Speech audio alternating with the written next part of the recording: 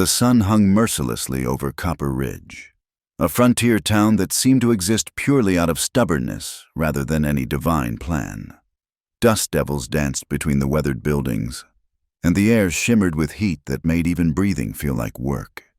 It was the kind of day when decent folks stayed indoors, but decency had little to do with what was happening in the town square.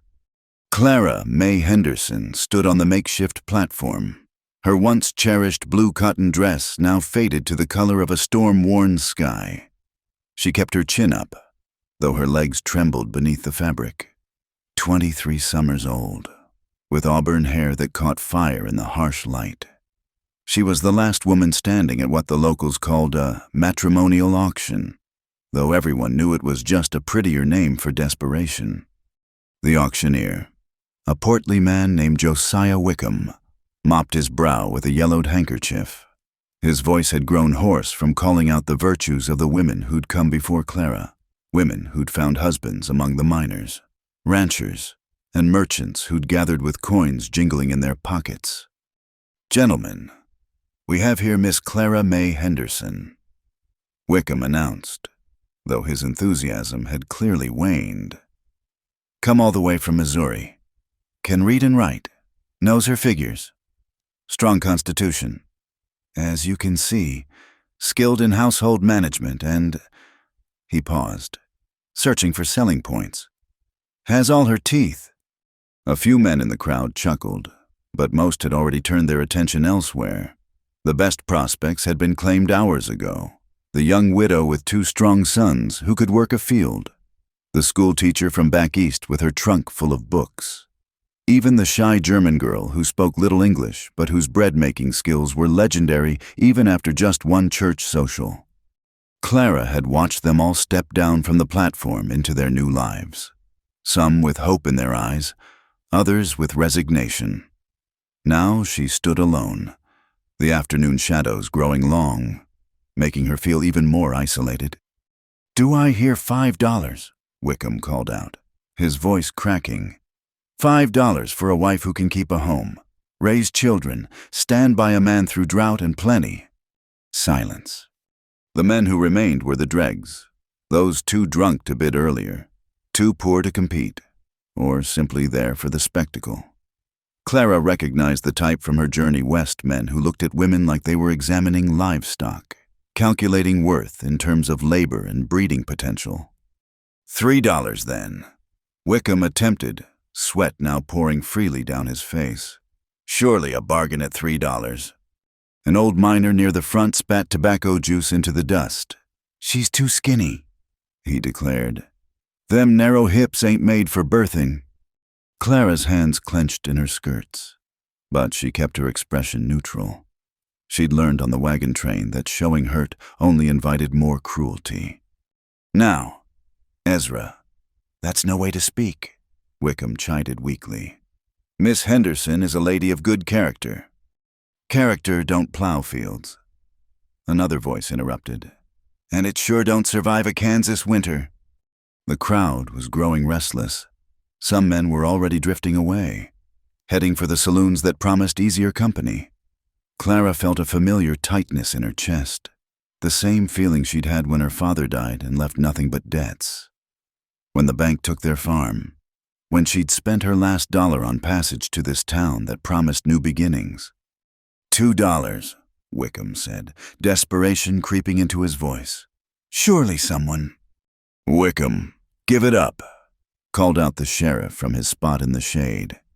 "If no one wants her, send her to work at the boarding house. Mrs. Pratt's always needing help with the washing." Clara's stomach turned. She knew what help with the washing often led to in frontier towns. She'd seen the hollow-eyed women who worked in such establishments, aging a year for every month that passed. $1, Wickham nearly shouted. $1 for a wife. Gentlemen, you spend more than that on a night's drinking. Just then, a movement caught Clara's eye. At the very edge of the crowd, almost hidden in the shadow of the general store, stood a man she hadn't noticed before. His clothes marked him as a rancher-worn leather chaps, a hat that had seen too many seasons, boots caked with the red dirt of the southern territories. But it was his stillness that drew her attention. The way he stood apart from the others like a man who'd forgotten how to belong anywhere. "Going once," Wickham announced, raising his gavel with theatrical slowness. The stranger shifted slightly, and Clara caught a glimpse of his face, weathered, like old leather, with the lines that spoke of squinting into too many sunsets. He couldn't have been more than 35, but his eyes held the weight of someone who'd lived twice that long. A healing cut ran along his jaw, and his left arm hung at an angle that suggested an old injury that hadn't set quite right. "Going twice," Wickham continued, already looking toward Clara with an apologetic shrug that said he'd done his best. The stranger's good hand moved slightly, fingers drumming against his thigh as if working through some internal calculation. Clara found herself holding her breath, though she couldn't say why. Perhaps it was the way he looked at her, not with the calculating gaze of the others, but with something that might have been recognition, not of her specifically, but of what she represented, another's soul ground down by the merciless machinery of frontier life. "Last call, gentlemen," Wickham said, lifting the gavel high. "No takers for Miss Henderson." The silence stretched out, punctuated only by the creak of wagon wheels in the distance and the lazy buzz of flies around the horses. Clara lifted her chin higher, determined to meet her fate with dignity. She would not cry. Not here, not in front of these men who saw her worth only in dollars and cents. The gavel began its descent. A hand rose slowly from the shadows. "I'll take her." The voice was rough, like it hadn't been used in a while, but it carried across the square with surprising clarity. Every head turned toward the stranger as he stepped forward into the light. His movement was deliberate, measured, like a man who'd learned to conserve energy for when it mattered. Wickham's gavel froze mid-swing. "Sir, are you making a bid?" The stranger, Elijah Carter, though Clara wouldn't learn his name until later, reached into his pocket with his good hand. What he pulled out made the crowd murmur not coins, not paper money, but an old Winchester rifle, its stock polished smooth by years of use. "This is all I got," he said simply, laying the weapon on the platform. "It's worth more than $1. Been in my family since before the war, never missed a shot when it counted." Wickham looked at the rifle, then at Clara, then back at the stranger. The rules of the auction were loose. Goods could be traded as well as currency, especially this far from civilization where a good weapon might mean the difference between life and death. "It's irregular," Wickham stammered. "So's selling women in the town square." Elijah replied flatly, "We doing this or not?" A nervous titter ran through the crowd. The sheriff straightened from his casual pose, hand moving instinctively toward his sidearm. There was something about this stranger that set folks on edge. Not threatening exactly, but unpredictable, like a horse that's been ridden too hard and might bolt at any moment. "The rifle's a fair trade," called out the general store owner, perhaps sensing an opportunity to move things along before trouble started. "Worth at least $10, I'd say." Wickham seized on this lifeline. "Then we have a sale, Miss Henderson, to—" He paused, realizing he didn't know the bidder's name. "Carter," the man supplied. "Elijah Carter. To Mr. Elijah Carter. Sir, if you'll just step up here and sign the papers." But Elijah was already moving, his long stride eating up the distance to the platform. He didn't look at the crowd, didn't acknowledge their stares. His eyes were fixed on Clara, and she found herself unable to look away. Up close, she could see more details, the gray threading through his dark hair, the permanent squint lines from too much sun, hands scarred from rope burns and hard labor. But it was his eyes that held her, brown as turned earth, with depths that suggested stories he'd never tell. He stopped at the edge of the platform, looking up at her. "Ma'am," he said quietly, touching the brim of his hat, "I need to speak plain. I'm not looking for what most men here want. My grandmother's dying, out at my place 2 days' ride south. She needs tending, cooking, cleaning, maybe just someone to sit with her when the pain gets bad. That's all I'm asking. Few weeks, maybe a month. After that, he paused, seeming to struggle with the words. After that, you're free to go wherever you want. I'll give you what money I can spare, help you get to wherever you're headed. Clara stared at him, trying to read the truth in his face. And if I say no? Something that might have been surprise flickered across his features. Then I reckon you say no, but seeing as how... He gestured vaguely at the dispersing crowd, leaving the sentence unfinished. She understood. Her choices had narrowed to this strange, damaged man, or the boarding house with its implications. At least he was offering terms, a timeline, an end to the arrangement. It was more than most women got. Your grandmother, Clara said slowly. What's wrong with her? She's old, Elijah replied. 87 come winter. Been holding on through sheer stubbornness, but even she's got limits. She keeps asking for... He stopped, jaw tightening. Doesn't matter. Point is, she needs help, and I can't give it. Not the kind she needs. Clara made her decision. It wasn't a good choice. Perhaps, but it was the only one that let her maintain some shred of dignity. All right, Mr. Carter, I accept your terms. Relief washed over his features so briefly she almost missed it. He turned to Wickham, who was hastily preparing the papers. The auctioneer's hands shook slightly as he wrote. Whether from the heat or the tension, Clara couldn't tell. Sign here, Mr. Carter, Wickham instructed. And here, this transfers. That is, this formalizes the arrangement. Elijah signed with careful strokes, then handed the pen to Clara. She hesitated only a moment before adding her own signature. The ink looked so permanent on the page, like a door closing behind her. Well then, Wickham said with forced cheer. Congratulations to you both. May you find happiness in your arrangement. The word hung in the air like smoke. Elijah picked up his rifle from where it lay, running his hand along the stock one last time before handing it to Wickham.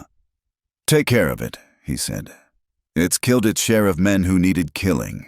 Deserves better than to rust in some pawn shop. Then he turned to Clara, who still stood on the platform, uncertain of what came next. You got belongings? A trunk, she said, at the boarding house. He nodded. We'll fetch it. Then we need to move. Don't like to travel these roads after dark.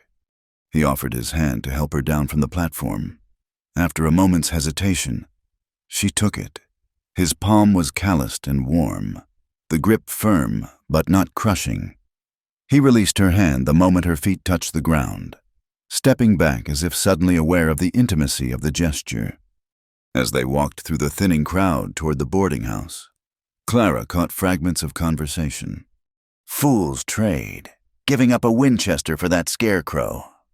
Carter's that hermit from down south. Ain't he the one whose wife? Poor girl don't know what she's gotten herself into. But Elijah seemed deaf to it all, walking with that same measured stride, eyes fixed straight ahead. Clara had to quicken her pace to keep up, her worn boots raising small clouds of dust with each step.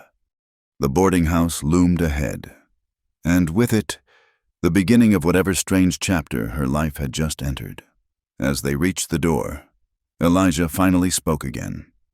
I meant what I said about after you help my grandmother pass peaceful, and I'll help you get wherever you need to go. I'm not... He paused, searching for words. I'm not a bad man. Miss Henderson, just a tired one. Clara looked at him, this stranger who'd bought her with a family heirloom for the price of kindness to a dying woman. We're all tired, Mr. Carter, she said softly. Some of us just hide it better. Something shifted in his expression then, a recognition perhaps, or maybe just surprise that she'd spoken with sympathy rather than fear or resentment. He touched his hat brim again and gestured toward the door. After you, ma'am. And Clara May Henderson, who'd started the day as merchandise on a platform, walked through that door as something else. Not quite a wife, not quite a nurse, but a woman with a purpose, however temporary. It wasn't much, but in a town like Copper Ridge, in a life like hers, it was enough to keep moving forward. The sun was beginning its descent toward the horizon, painting the sky the color of old blood and new copper. Somewhere in the distance, a church bell tolled the hour, and Clara couldn't help but wonder what she'd hear the next time bells marked the passing of time in her life. But that was a worry for another day. For now, there was only the present, a trunk to collect, a journey to begin, and a dying woman who needed tending. It was, perhaps, more purpose than she'd had in months. The boarding house parlor smelled of stale tobacco and boiled cabbage. Mrs. Pratt, a woman whose face seemed permanently fixed in disapproval, watched with narrowed eyes as Clara gathered her belongings under Elijah's silent supervision. "Leaving us so soon? Miss Henderson, Mrs." Pratt's voice dripped with false sweetness. "And here I thought you'd be staying on to help with the washing, what with the auction not going as expected." Clara kept her eyes on her trunk, checking the worn leather straps. "Plans change, Mrs. Pratt." "Indeed they do."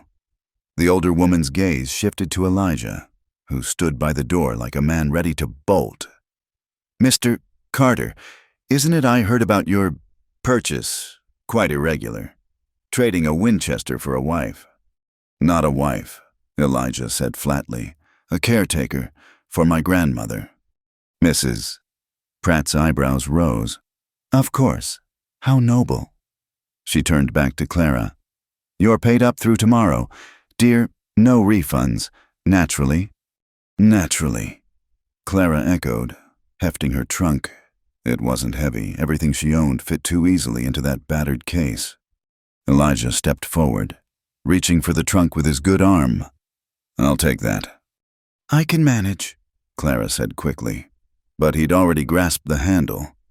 "2-day ride," he said simply. "Save your strength." Outside, a wagon waited, if the collection of weathered boards and rusted nails could be called that. A mule stood in the traces, one ear cocked backward as if listening to their approach. The animal looked as tired as its owner, ribs showing through a dusty hide. "This is Methuselah," Elijah said, setting Clara's trunk in the wagon bed next to some grain sacks and what looked like medical supplies. "Don't let appearances fool you. He's gotten me through worse than this." Clara climbed onto the bench seat, her dress catching on a splinter. The wood was worn smooth in places from use, rough in others from weather. Elijah settled beside her, maintaining careful distance, and took up the reins. "Mr. Carter," Clara began as they rolled out of town. "Your grandmother, does she have a name?" "Martha," he replied, eyes on the road. "Martha Campbell Carter. Been calling herself a widow for 20 years, though my grandfather's been gone 25. Says those first 5 years don't count because she was too angry at him for dying to properly mourn." Despite everything, Clara felt her lips twitch toward a smile. "She sounds like a strong woman." "Strongest I know." His voice carried a note of something pride, perhaps, or pain. "Raised me after my parents died of fever. Taught me everything about running a ranch, keeping accounts, reading weather, everything except—" He trailed off. "Except—" He was quiet so long she thought he wouldn't answer. Then, "except how to hold on to things that matter." The town fell away behind them, replaced by endless stretches of scrubland dotted with mesquite and sage. The sun beat down mercilessly, and Clara was grateful for her bonnet, faded though it was. Elijah had pulled his hat low, throwing his face into shadow. "There's water in the canteen," he said after a while, "and some jerky in that cloth bundle if you're hungry." Clara's stomach had been in knots since morning, but she reached for the water, taking small sips. The canteen was military issue, she noticed, with U.S. stamped on the side. "You served?" she asked. 3 years, after the war." He didn't specify which side, and she didn't ask. Out here, the war was just another thing that had happened, like drought or fever, Something survived or not, but rarely discussed. They rode in silence for a while. The only sounds the creak of wheels and Methuselah's steady plodding. Clara found herself studying Elijah from the corner of her eye. His profile was sharp, hawk-like, with a nose that had been broken at least once. His hands on the reins were steady despite the obvious old injury to his left arm. "Your rifle," she said suddenly. "The one you traded. You said it had been in your family." His jaw tightened. "My grandfather's. Carried it from Tennessee to Texas in '46. My father used it to hold off Comanche raiders. He paused. I used it for less noble things. And now it's gone. Now it's gone." He glanced at her then, just briefly. "Fair trade, though grandmother needs tending more than I need a gun. Still got my Colt if trouble comes." Clara noticed the way he said if, not when, optimistic for frontier standards. As the afternoon wore on, the landscape began to change. The flat scrubland gave way to low hills covered in bunch grass and prickly pear.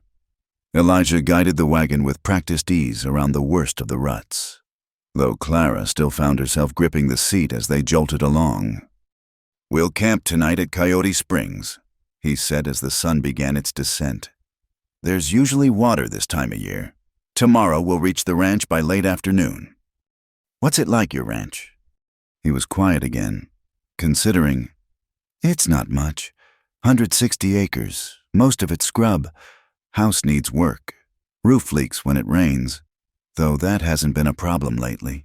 Got a small herd, maybe 30 head. Lost half to drought last year, other half barely worth keeping. But the land's mine. Free and clear. That counts for something." "It counts for a lot," Clara said softly, thinking of her family's lost farm. He looked at her again, longer this time. "You lose your place."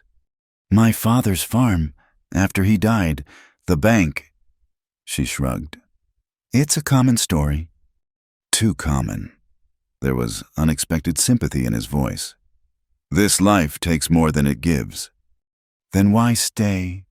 "Where else would I go?" The question seemed genuine rather than bitter. "This land's in my blood now.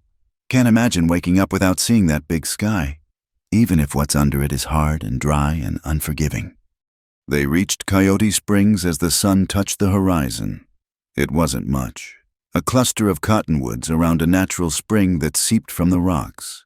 But after hours of dust and heat, it looked like paradise. Elijah unhitched Methuselah and led him to water while Clara climbed down, her muscles stiff from the journey. She watched him work, noting the efficiency of his movements despite his injured arm. Everything he did seemed calculated to conserve energy. "There's a good spot for camping over here," he called, indicating a cleared area under the trees. "I'll get a fire going." Clara helped unload what they'd need for the night bedrolls, a coffee pot, some biscuits and beans for supper. She noticed Elijah had brought 2 bedrolls, placed on opposite sides of the fire with careful propriety. As darkness fell and the fire crackled between them, the desert came alive with sound coyotes in the distance, the rustle of small creatures in the brush, the whisper of wind through the cottonwood leaves. "Miss Henderson," Elijah said suddenly, staring into the fire. "I should explain something." Clara waited, watching the play of shadows on his face. "My grandmother. She's not always clear in her mind these days. Sometimes she thinks I'm my father. Sometimes she talks to people who've been dead 20 years. And lately, she's been asking for—" He struggled with the words. "For someone who isn't coming." "Who?" "My wife." The words fell like stones into still water. "Laura. She died 3 years ago, birthing our son. He lived 2 days. Clara's breath caught. "I'm sorry?" Grandmother doesn't remember. Or maybe she does and chooses not to. Either way, she keeps asking when Laura's coming home. I've tried telling her, but— He spread his hands helplessly. "Some truths are too hard to keep learning." "So you want me to—" "No." His response was sharp, immediate. I'm not asking you to pretend to be her. Just be kind when grandmother asks. Change the subject if you can. She needs peace more than truth right now." Clara nodded slowly. "I understand. Do you—" He looked at her across the fire, his eyes reflecting the flames. "Because I'm not sure I do. All this bringing a stranger to tend her, it feels like giving up, like admitting I can't take care of the woman who raised me. Or maybe," Clara said carefully, "it's admitting you're human, that you can't do everything alone." He made a sound that might have been a laugh. "Alone's all I know anymore." They sat in silence after that, each lost in their own thoughts. Clara found herself thinking of her sister Louisa, bright, adventurous Louisa, who'd answered a matrimonial advertisement and headed west with such hope. The last letter had come from somewhere in this territory, full of excitement about her new life. Then nothing. "Mr.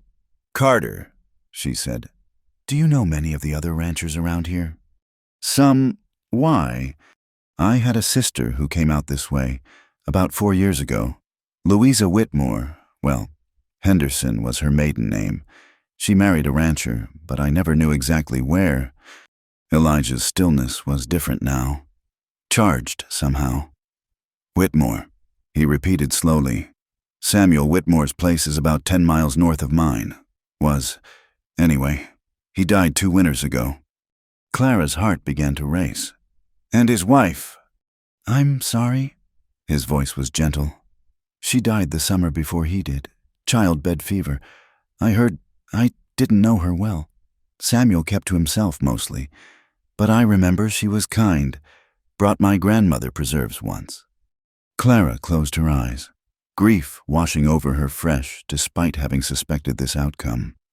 "Thank you for telling me. There's a cemetery on the Whitmore property. I could, if you wanted to visit." "Maybe," Clara whispered. "Maybe later." The fire had died to embers. Elijah banked it carefully, then retreated to his bedroll. "We should start early tomorrow. Gets hot fast this time of year." Clara lay in her own bedroll, staring up at stars so bright they seemed close enough to touch. Somewhere in this vast land, her sister lay buried, and somewhere ahead, an old woman waited for care from a stranger's hands. "Mr. Carter," she called softly. "Yes?" "That Winchester. How will you protect the ranch without it?" She heard him shift in the darkness.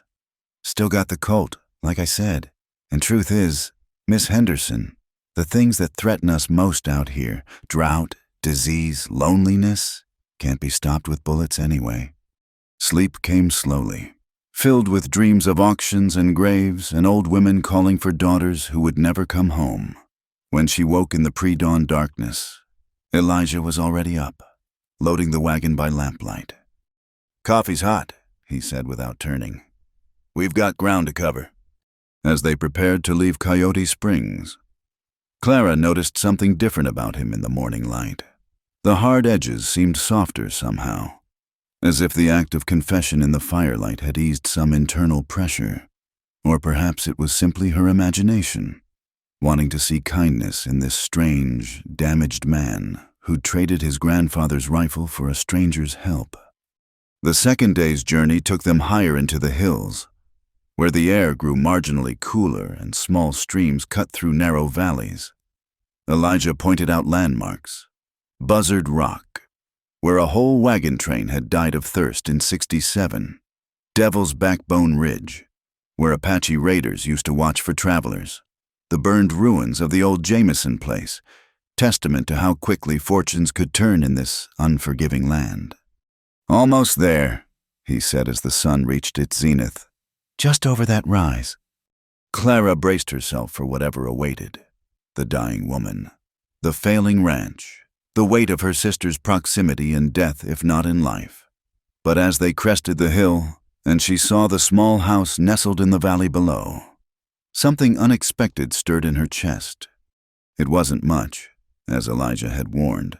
The main house was adobe, probably 2 rooms at most, with a sagging wooden addition that might have been meant as a kitchen. A few outbuildings dotted the property, a barn that leaned decidedly to the left, a chicken coop with more holes than walls, what might have been a smokehouse. But there were also signs of care, of hope stubbornly maintained, a kitchen garden, withered but planted in neat rows, roses, actual roses, climbing one wall of the house, their blooms spent but their presence speaking of someone who'd wanted beauty even here. Laundry flapped on a line, suggesting someone had been trying to keep up with household tasks. Home, Elijah said, and the word carried such complexity, love and loss, pride and shame, determination and despair all wrapped up in one syllable. As they descended toward the ranch, a figure appeared in the doorway of the house, even from a distance. Clara could see she was tiny, bent with age, leaning heavily on a walking stick. But she was standing, waiting, and when she raised one hand to shade her eyes, the gesture was strong and sure.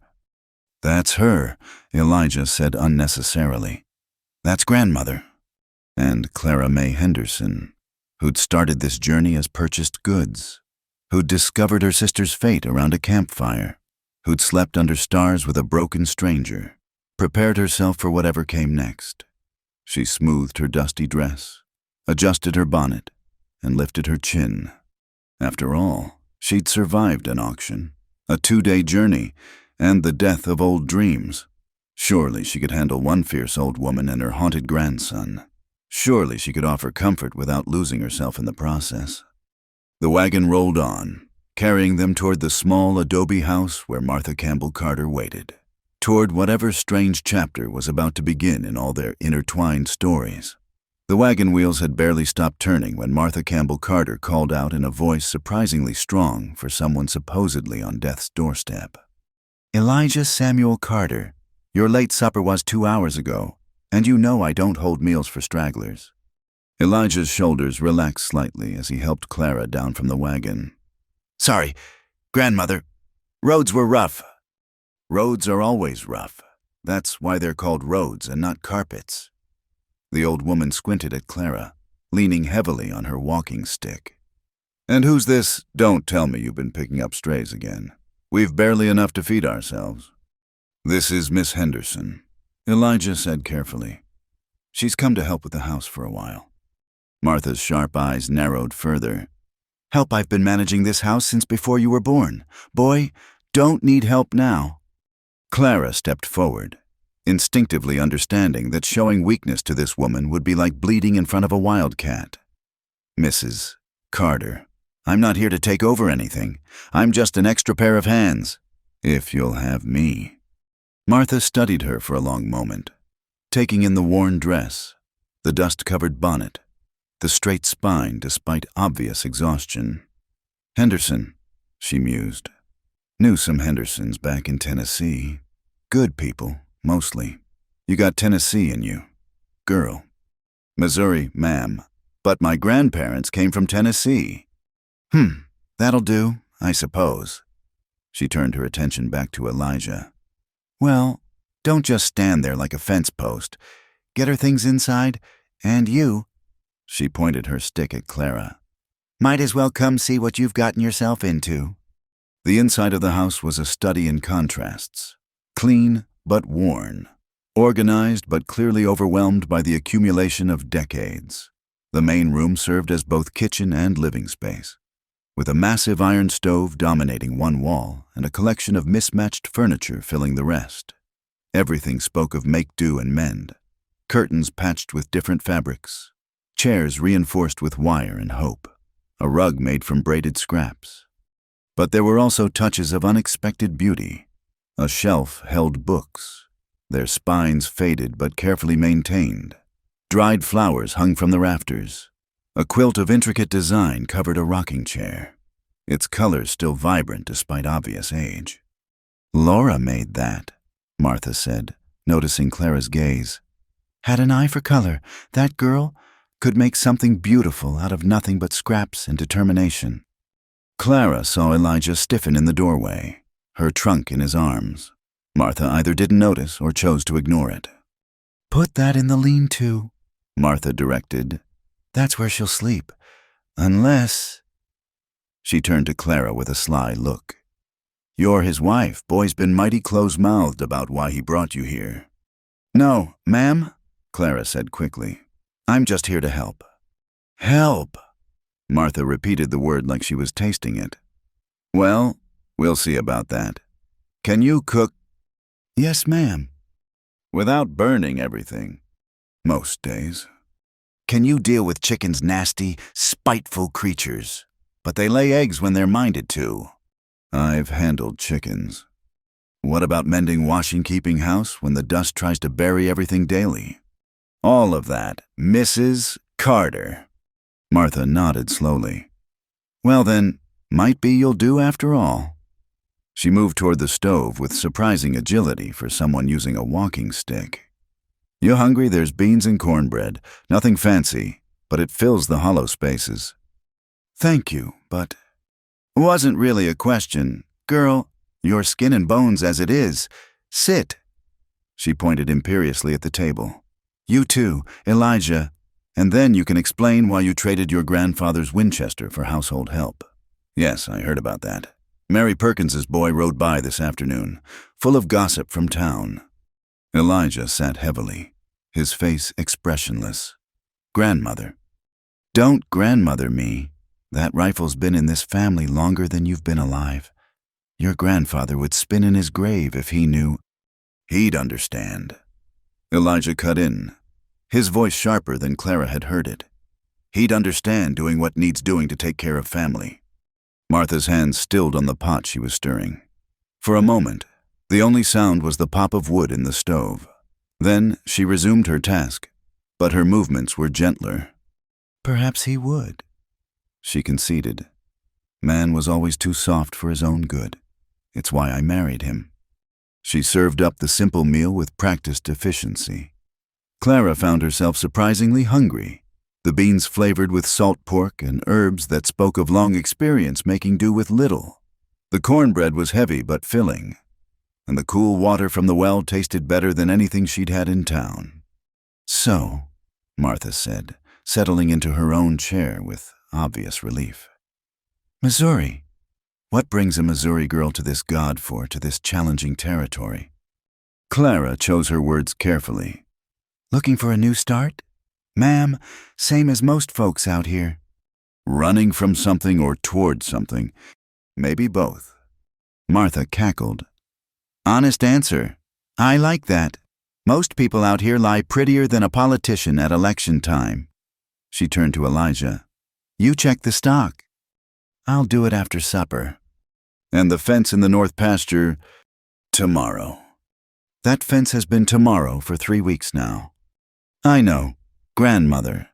They finished the meal in relative quiet, broken only by Martha's occasional observations about neighbors, weather, and the general sorry state of the world.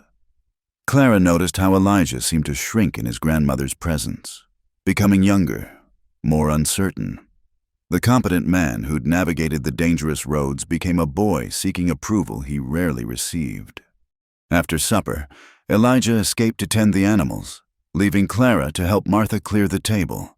The old woman moved more slowly now, the brief energy of their arrival clearly waning. "I can manage this," Clara offered. "Why don't you rest?" "Rest is for the dead," Martha replied automatically, but she did sink into the rocking chair. "Though I suppose I'm practicing for that eventuality." Clara washed the dishes in water heated on the stove, conscious of Martha's eyes on her back. The silence stretched until it became almost comfortable. "You remind me of someone," Martha said finally. Clara's hand stilled in the soapy water. "Who's that?" "Can't quite place it. The way you hold yourself, maybe, or your voice. Getting old is like trying to see through dirty glass. Everything's there, just clouded." She rocked slowly, the chair creaking in rhythm. "Elijah tell you about his wife?" "A little." "Sweet girl, but fragile, like trying to grow roses in the desert, pretty to look at, but not meant for this life." Martha's voice carried no judgment, just observation. "Some people are built for hard places, others aren't." Clara dried the last dish and turned to face the old woman. "Which am I?" Martha's smile was sharp as a blade. "Too early to tell, but you didn't faint at the auction, didn't complain on the road, and didn't run when you saw this place. That's a start." The lean-to room proved to be small but clean, with a narrow bed, a washstand, and hooks for clothes.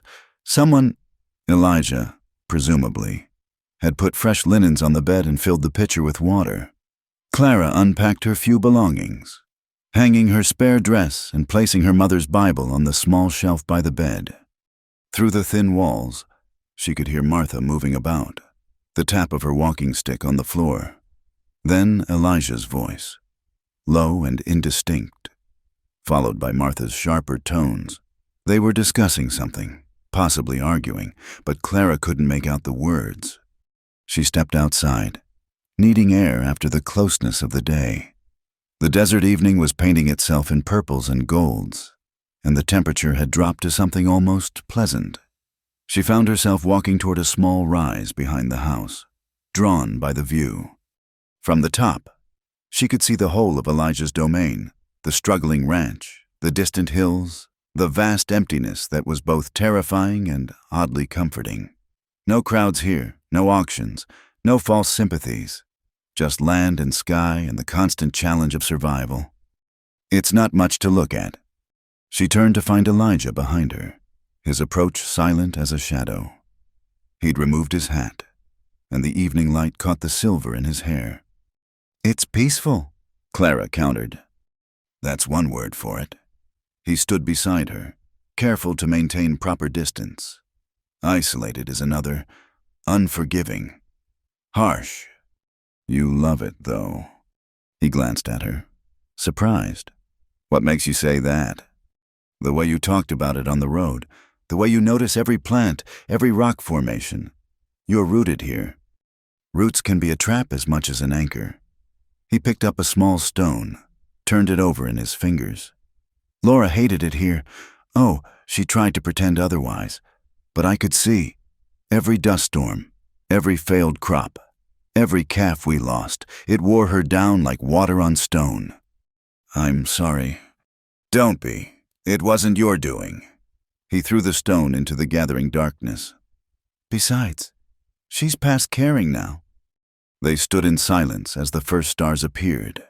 Somewhere in the distance, a coyote called, answered by another, then another, until the night filled with their wild chorus. "Your sister," Elijah said suddenly. "If you want to visit the grave, I can take you. It's not far." Clara wrapped her arms around herself, though the evening wasn't yet cold. "Maybe, in a few days, I need to prepare myself." "I understand. Took me 3 months before I could visit Laura's grave. Even now." He shook his head. "We should go back. Grandmother needs her evening medicine." The walk back was quiet, but it was a different quality of silence than before, less strained, more companionable. Clara found herself wondering at the strange turns of fate that had brought her here, to this failing ranch with its burdened owner and fierce old woman. Inside, they found Martha dozing in her chair, her head tilted back, mouth slightly open. In sleep, the harsh lines of her face softened, revealing the ghost of the young woman she'd been. "She fights sleep like it's an enemy," Elijah said softly. "Says she'll have plenty of time for it soon enough." He prepared her medicine with practiced hands. A tincture measured carefully into water, a powder mixed with honey. When he gently shook her shoulder, Martha woke with a start, immediately alert. "I wasn't sleeping," she declared, "just resting my eyes." "Of course. Grandmother, time for your medicine." She made a face but took the glass. "Vile stuff. Don't know why I bother." "Because you promised," Elijah said simply. "Promises." Martha drained the glass and handed it back. "Made too many of those in my life." Her gaze found Clara. "You make promises carefully, girl. They're chains as much as comfort." Clara helped Martha to her room.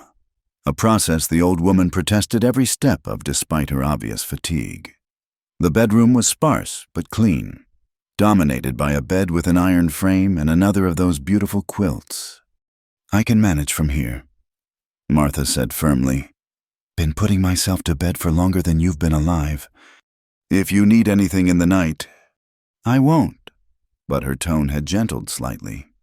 "You did all right today, girl. We'll see how you do tomorrow." Clara returned to find Elijah sitting at the table, writing in a ledger by lamplight. He looked up as she entered. "Thank you," he said simply, "for being patient with her. She's not easy." "She's in pain," Clara observed. "Not just physical. She's watching her world shrink and fighting at every step." Most people don't see that. They just see a bitter old woman. Most people don't look closely enough. Clara moved toward her room, then paused. "Mr. Carter, what promise was she talking about?" He set down his pen. "She promised my grandfather she'd keep this ranch going. Promised my father the same. Promised Laura—" He stopped. "She takes promises seriously. Too seriously, maybe. And you, what have you promised?" His smile was tired and sad. "To see her through to the end. To keep this place running until—" He gestured vaguely. "After that, I haven't promised anything to anybody." Clara nodded and continued to her room. As she prepared for bed, she thought about promises, the ones we make, the ones we keep, the ones that keep us. Tomorrow would bring its own challenges. She knew. There would be cooking and cleaning, managing Martha's pride and Elijah's grief, finding her place in this strange household. But tonight, for the first time in months, she felt something like purpose. It might be temporary, might end when Martha's fierce spirit finally surrendered, but it was real. She was needed here, if only for a season. As she lay in the narrow bed, listening to the night sounds of the desert, Clara made her own promise, not to Elijah or Martha, but to herself. She would see this through, would offer what comfort she could to these broken people in their broken home. And maybe, in the process, she'd find some way to mend her own fractured pieces. The moon rose full and bright, casting silver light through her small window. Somewhere in the house, she heard Elijah's footsteps, the creak of his bed. Further away, Martha coughed, muttered something in her sleep. Clara closed her eyes and let the strange symphony of her new life carry her toward dreams. Tomorrow would come soon enough, with all its challenges and small victories. Tonight, she was simply Clara May Henderson. Not the last bride at the auction, but a woman with work to do and people who needed her, however reluctantly. It wasn't much, perhaps, but it was enough. Dawn came early to the Carter Ranch, announced by a rooster with delusions of grandeur and the plaintive lowing of cattle. Clara woke to unfamiliar sounds and the smell of dust that seemed to permeate everything. Through her small window, she could see Elijah already at work, a lone figure against the lightening sky. She dressed quickly and made her way to the kitchen, expecting to be the first one stirring. Instead, she found Martha sitting at the table, her walking stick propped against her chair, staring at nothing with eyes that seemed to see too much. "You're up early, Mrs. Carter," Clara said softly, not wanting to startle her. Martha blinked, returning from wherever her mind had wandered. "Sleep's for those with clear consciences, girl. Mine's too cluttered with living." Clara busied herself with the stove, coaxing life from the banked coals. "Would you like some coffee?" "Coffee would be fine. Strong enough to float a horseshoe, if you please." Martha watched her work, those sharp eyes missing nothing. "You know your way around a kitchen." "My mother taught me well." "Good mother. Was she—" "The best." Clara measured coffee into the pot, her movements automatic. "She died when I was 15. Consumption. Hard loss. A mother changes the shape of the world." Martha's voice held unexpected gentleness. "I lost mine when I was 12. Had to raise my younger brothers, keep house for my father. Grew up fast." The coffee bubbled, filling the kitchen with its bitter comfort. Clara poured 2 cups, setting one before Martha with careful hands. "Thank you, child." Martha sipped, nodded approval. "Now then, let's discuss what you're really doing here." Clara's hand stilled on her own cup. "I'm not sure what you mean." "Don't play foolish with me. My body might be failing, but my mind's sharp as ever. Elijah doesn't just bring home strays, especially not young women from bride auctions." Her gaze was penetrating. "So, either he's finally lost what sense God gave him, or there's more to this story." Clara met her gaze steadily. "He told you the truth. He hired me to help with the housework while you need extra care." "While I'm dying, you mean?" Martha said it matter-of-factly, like discussing the weather. "No point dancing around it. Doctor says I've got a growth in my belly, eating me from the inside out. Few months, maybe less. Elijah can't accept it, but I've made my peace." "I'm sorry." "Don't be. 87 years is more than most get, especially out here." She took another sip of coffee.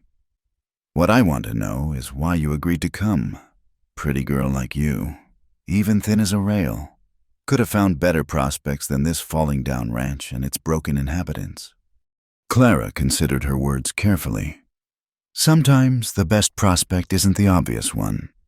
Martha laughed, a dry sound like wind through dead leaves. "Philosophical for so early in the morning. All right, keep your secrets. Lord knows we all have them." She struggled to her feet, waving off Clara's offered help. "I want to show you something." She led Clara to her bedroom, moving slowly but determinedly. Inside, she went to an old trunk at the foot of the bed, its leather cracked with age. "Can't bend like I used to," she said. "Open it for me." Clara knelt and lifted the heavy lid. Inside were the treasures of a lifetime. Photographs, letters tied with ribbon, pieces of jewelry, baby clothes yellowed with age. Martha directed her to a particular bundle wrapped in oilcloth. "That one? Careful now." Inside the oilcloth was a dress, not fancy by city standards, but Clara could see it had once been Martha's best deep blue wool with black trim, carefully preserved despite the years. "I wore this to my wedding," Martha said, running gnarled fingers over the fabric. "Samuel said I looked like a queen. Fool man. I looked like what I was, a frontier girl in her best dress, scared and excited and ready to take on the world." "It's beautiful. It's yours now." Clara looked up, startled. "Mrs. Carter, I couldn't—" "Hush. What am I going to do with it? Can't take it where I'm going, and it's too fine to bury with me." She settled heavily on the bed. "Besides, it needs altering. You're taller than I was, thinner too. The work will give you something to do in the evenings." Clara fingered the soft wool, touched by the unexpected gift. "Why are you giving this to me?" Martha was quiet for so long, Clara thought she wouldn't answer. Then, "You remind me of her." "Who?" "Someone who came here once, young, lost, trying to make the best of bad circumstances." Martha's eyes grew distant again. "She had hair like yours, that same way of holding her chin up when the world tried to beat her down. I failed her. Won't fail you." Before Clara could ask more, they heard Elijah's boots on the porch. Martha straightened, the vulnerable moment passing. "Help me to the kitchen," she commanded. "That boy needs a proper breakfast if he's going to work all day. Man can't live on coffee and stubbornness, though Lord knows he tries." The morning fell into a rhythm. Clara cooked while Martha directed from her chair eggs from the truculent chickens. Biscuits from the sourdough starter that Martha informed her had come from Tennessee 60 years ago. Thick slices of bacon from their dwindling supply. Elijah ate mechanically, his mind clearly elsewhere. When he finished, he mumbled thanks and headed back out, pausing only to remind Clara about Martha's morning medicine. "He wasn't always like this," Martha said after he'd gone. "Used to laugh, tell stories, play his father's fiddle in the evenings. Laura's death killed something in him. Now he just goes through the motions. Waiting. Waiting for what? To join her. I expect. Men are foolish that way, thinking death solves more than it causes.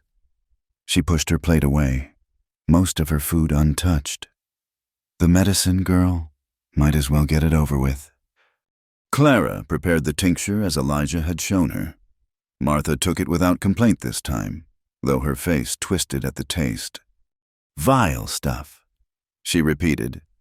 Doctor says it helps with the pain. Mostly it just makes me foggy, like looking at the world through smoke. Would you like to lie down? No, if I'm going to be foggy, might as well be useful. There's mending needs doing. My eyes aren't what they were, but I can still teach you the stitches Laura used. They settled in the main room. Martha in her rocking chair, Clara on a low stool beside her. The mending basket was full shirts with torn seams, socks worn through at the heels, a pair of trousers with a spectacular rip. Elijah's hard on clothes, Martha explained, threading a needle with surprising dexterity. Always was, even as a boy. His mother used to say he could wear out iron pants. As they worked, Martha talked, not the sharp observations of earlier, but rambling stories of the past. How she'd met Samuel at a barn raising, their journey west in 48, the early years when the Apache still raided regularly, and every sunrise was a gift. We lost our first baby, she said, her fingers never pausing in their work. Stillborn. Samuel built a little coffin from wood meant for our table. I cursed God that day, told him he was cruel and arbitrary. Samuel just held me while I raged. Clara made a small sound of sympathy, her own needle moving steadily. Had 3 more after that, all healthy, 2 boys and a girl. Lost the girl to scarlet fever when she was 6.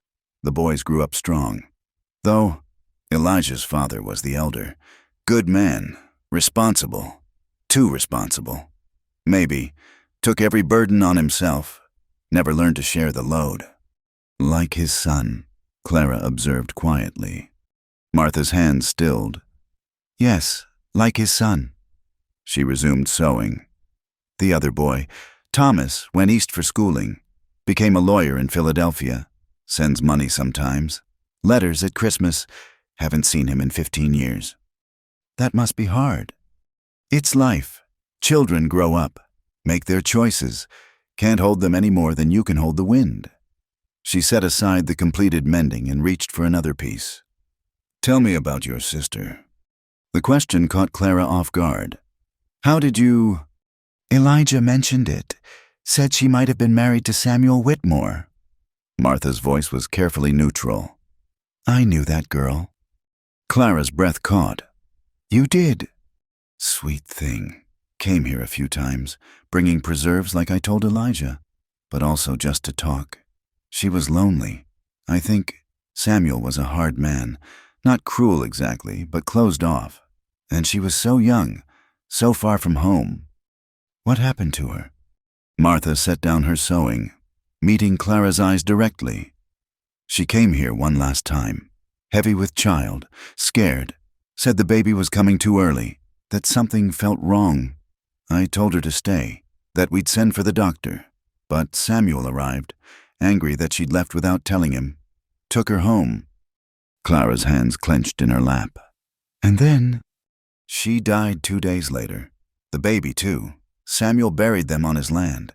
Wouldn't even wait for the preacher to come from town. Martha's voice held old anger. I went to the funeral, if you could call it that. Just me, Elijah, and Samuel, standing over fresh-turned earth. Samuel never said a word, just stared at the graves like he was trying to understand something written in a foreign tongue. Tears ran down Clara's face unchecked. She must have been so frightened. I believe she was.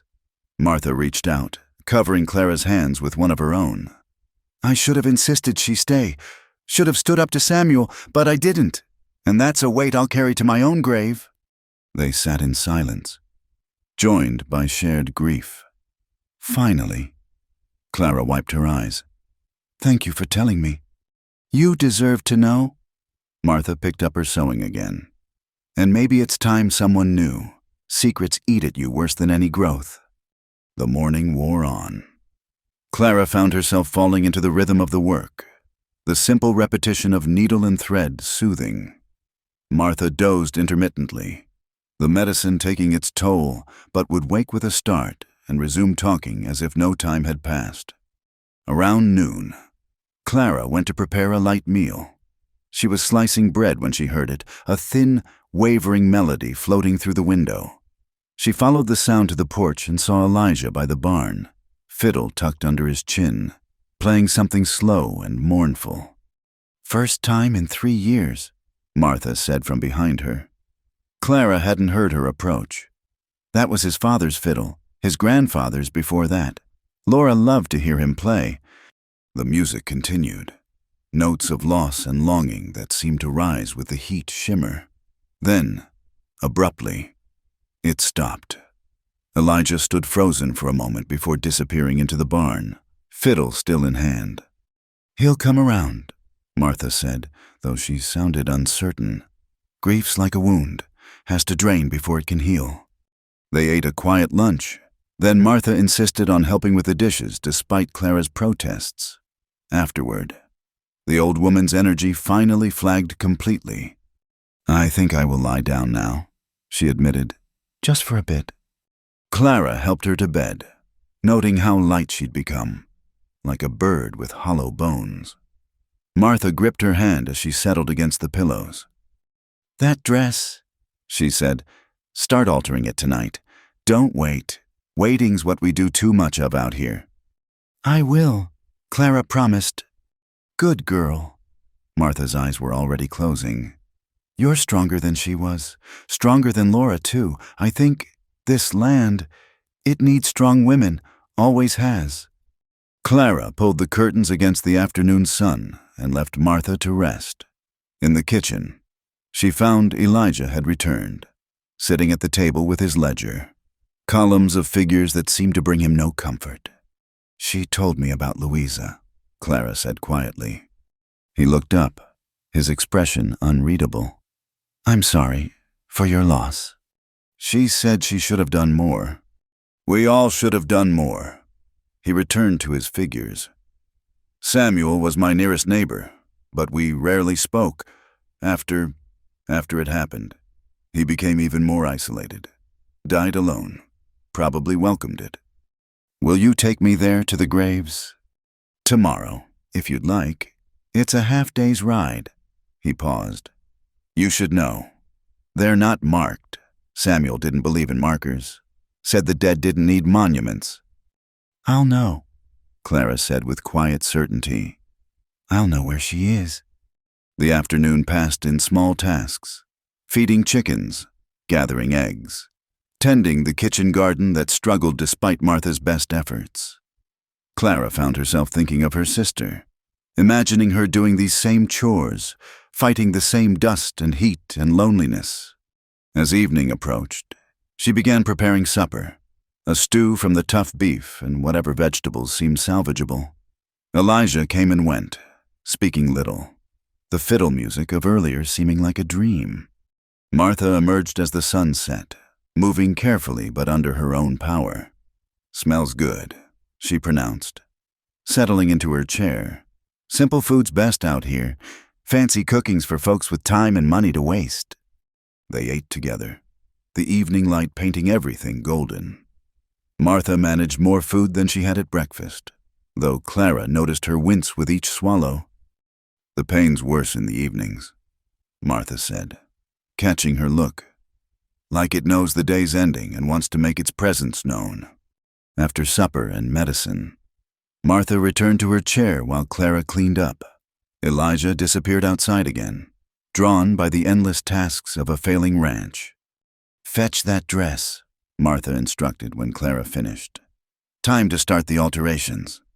Clara brought the blue wool dress and Martha's sewing basket. Under the old woman's guidance, she began the careful work of adjustment, letting out here, taking in there, hemming to the proper length.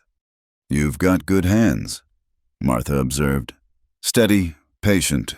That matters more than folks think." They worked by lamplight as full darkness fell.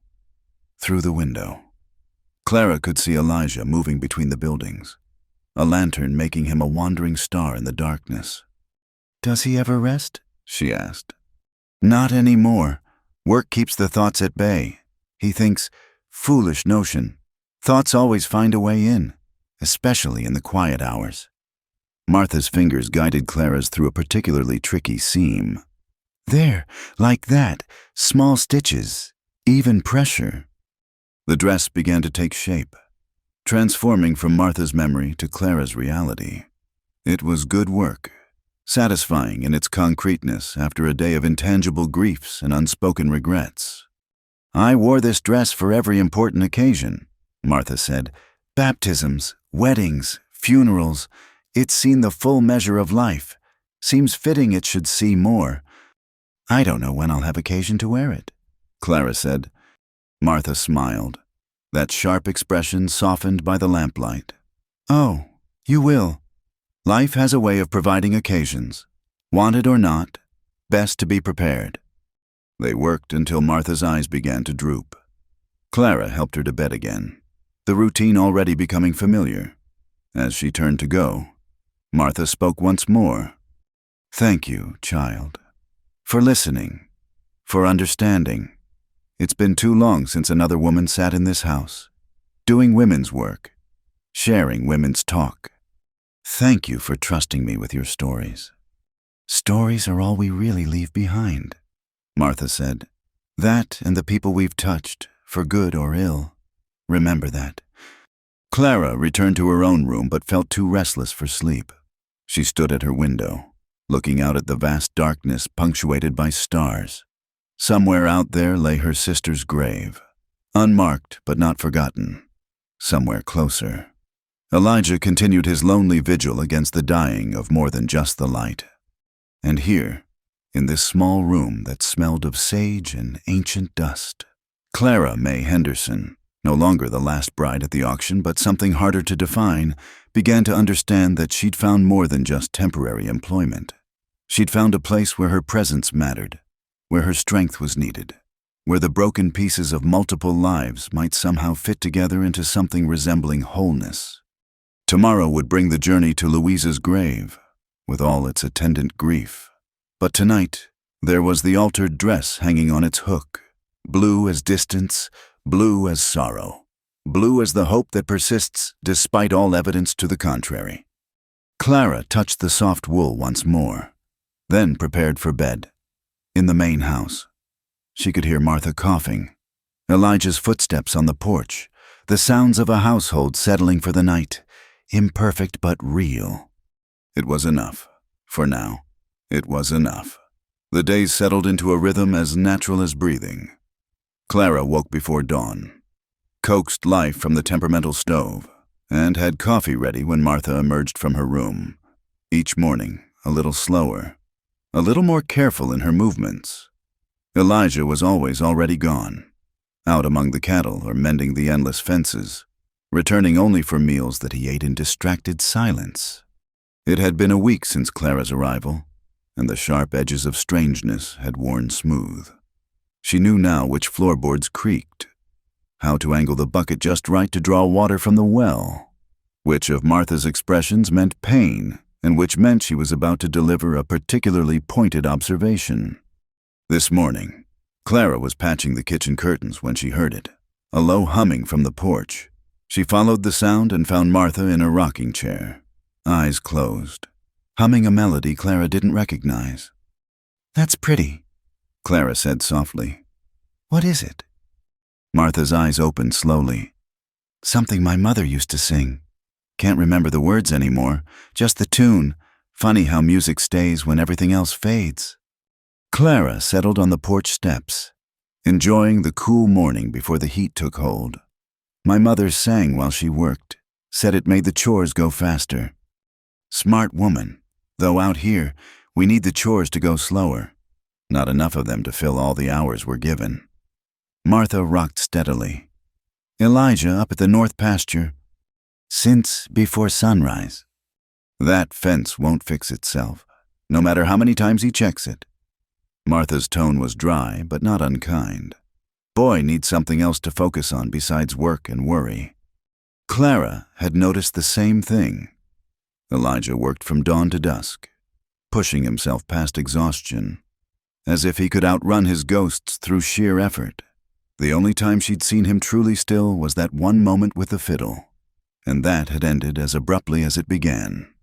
"Maybe he'll play again," she suggested. "Maybe?" Martha didn't sound convinced. "You know what he needs, a project that's about creating something, not just maintaining what's falling apart. Man can only shore up ruins for so long before he becomes one himself." They sat in companionable silence, watching the sun paint the desert in shades of gold and red. Then Martha spoke again, her voice different, younger somehow. "When's the baby coming?" Clara turned, startled. Martha was looking at her with unfocused eyes, seeing something or someone who wasn't there. "A Mrs. Carter. Don't fret so. Laura, honey, first babies take their time. Though you're carrying low might be a boy. Samuel says boys are better for ranch work, but I told him that's foolishness. Seen plenty of women work circles around men out here." Clara's heart clenched. This had happened twice before. Martha slipping into the past, but never quite like this. She kept her voice gentle. "Martha, it's Clara. Laura's not here." Martha blinked, confusion crossing her features. Then her eyes cleared, and deep sadness replaced the confusion. No, she's not." She gripped the arms of her rocker. "Sometimes I forget. The medicine, maybe, or just an old woman's wishes getting tangled with reality. It's all right." "It's not, but it's what is." Martha resumed rocking, but her rhythm was off now. Jerky. "I held that baby, Elijah and Laura's son, perfect little thing, tiny as a doll. Had his father's dark hair, his mother's delicate features. Breathed for 2 days, then just stopped, like he looked around at this hard world and decided it wasn't for him." Clara had no words for such sorrow, so she simply reached up and covered Martha's hand with her own. The old woman's skin was paper-thin, liver-spotted, but her grip was still strong when she turned her hand to clasp Clara's. "Elijah blamed himself," Martha continued. "Said if he'd gotten the doctor sooner, if he'd taken Laura to town before her time came, if he'd been a better provider so she hadn't worked so hard. If. Man could drown in ifs. Grief does that. Makes us think we could have changed things if only we'd done something different. Wise for your years." Martha studied her. "You've known loss. My parents, my sister, my home." Clara ticked them off like a list. "But I'm still here." "Still here," Martha repeated. "Sometimes that's the only victory we get, still being here when the sun rises." Elijah appeared around the corner of the house, tools in hand, shirt soaked with sweat despite the early hour. He paused when he saw them, something flickering across his face too quickly to read. "Fence is patched," he reported. "Should hold until the next storm." "Always does," Martha said. "You coming in for breakfast?" "In a bit. Want to check the water trough first." He disappeared again, and Martha shook her head. Checking the water trough, like water hasn't been flowing the same way since creation. Clara helped Martha inside and started breakfast. She'd learned the household's preferences quickly. Martha liked her eggs soft. Elijah took his coffee black as night. Both preferred biscuits to bread if there was time to make them. Small things, but in a house held together by routine, small things mattered. Martha settled at the table, wincing as she lowered herself into the chair. The pain was worse today. Clara could see it in the tight lines around her mouth, the careful way she held herself. "Medicine," Clara offered. "After breakfast. Can't think straight on an empty stomach and that stuff on top of it." She watched Clara work. "You're settling in well." "It's a good kitchen. Everything has its place. Laura reorganized it 3 times in the first month she was here. Drove me half mad. Finally told her to leave well enough alone." Martha smiled at the memory. She had strong opinions about proper kitchen arrangement for such a quiet thing. Clara set a plate before her. "Tell me more about her." if you don't mind." "Don't mind at all. Talking keeps the memories fresh." Martha picked at her eggs. "She came from back east. Pennsylvania. I think gentle upbringing. You could tell. Hands that had never known harder work than embroidery. But Lord, she tried. Burned more meals than I can count that first year, but kept at it until she could make a decent spread." "How did she and Elijah meet?" "Letter courtship. He'd placed an advertisement. A lot of men did after the war. More women back east than men. More men out here than women. She responded. They wrote for 6 months. Then she came out." Martha's expression grew distant. "Pretty little thing, delicate as china. I worried from the start she wasn't built for this life. But Elijah was smitten, and she loved him. Truly. You could see it in how she looked at him, like he'd hung the moon." Clara poured coffee, processing this image of Elijah as someone capable of inspiring such devotion. The silent, grieving man she knew seemed so far from that person. "The land was hard on her," Martha continued. "The isolation, the heat, the constant work. She'd get these terrible headaches, spend days in a darkened room. Elijah would hover, bring her cool cloths, read to her. Man never missed a day's work except when she was poorly.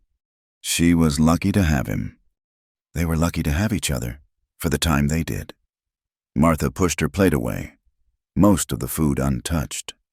"That's what I try to remember, not how it ended, but the joy they had. 2 years of happiness is more than some get in a lifetime." Elijah came in then, bringing the smell of dust and honest work. He washed at the basin, movements quick and efficient, then joined them at the table. Clara set his plate down and he nodded thanks, already reaching for the coffee. "Storm building to the west," he said between bites. "Might get rain by evening." "About time," Martha replied. "Garden's gasping its last." They ate in relative quiet, the morning routine established. Clara had learned not to fill every silence with chatter. Out here, quiet had its own value, its own communication. After breakfast and dishes, Clara helped Martha with her medicine. The old woman's hands shook slightly as she took the glass, and Clara pretended not to notice. "I'll rest a bit," Martha announced. "This heat saps what little energy I have left." She made her way to her room, each step careful and measured. Clara watched her go, then turned to find Elijah still at the table, staring into his empty coffee cup. "She's getting worse," he said flatly. "Yes. How long, do you think?" Clara sat across from him. "I'm no doctor, but maybe a month? Maybe less. The pain's increasing, and she's eating less each day." He nodded slowly, as if she'd confirmed something he already knew but hadn't wanted to acknowledge. "She's all I have left." "That's not true." He looked up sharply. "What else is there? This failing ranch, the cattle that die faster than they breed, the land that takes everything and gives nothing back." "There's tomorrow," Clara said simply. "There's the next sunrise. There's whatever comes after grief, even if we can't see it yet." "You sound like her, like grandmother." His tone wasn't accusatory, just tired, always looking for hope in hopeless places. Maybe that's what makes them grow. Hope needs poor soil, otherwise it's just expectation. He almost smiled at that. "Almost. You're an unusual woman, Miss Henderson." "Clara," she corrected. "And you're an unusual man, Elijah Carter." This time he did smile, just a slight upturn of lips. Gone before she could be sure she'd seen it. "I should get back to work. That storm won't wait for me to finish preparations." He stood, then paused. "Tomorrow, if grandmother's feeling up to being alone for a few hours, I'll take you to the Whitmore place. If you still want to go." "I do. Thank you." He nodded and left, taking his ghosts with him. Clara sat alone in the kitchen, listening to Martha's labored breathing through the thin walls, the distant sound of Elijah's hammer on wood, the whisper of wind that promised weather. She thought about hope and poor soil, about women who came west expecting one life and finding another, about the strange family she'd fallen into.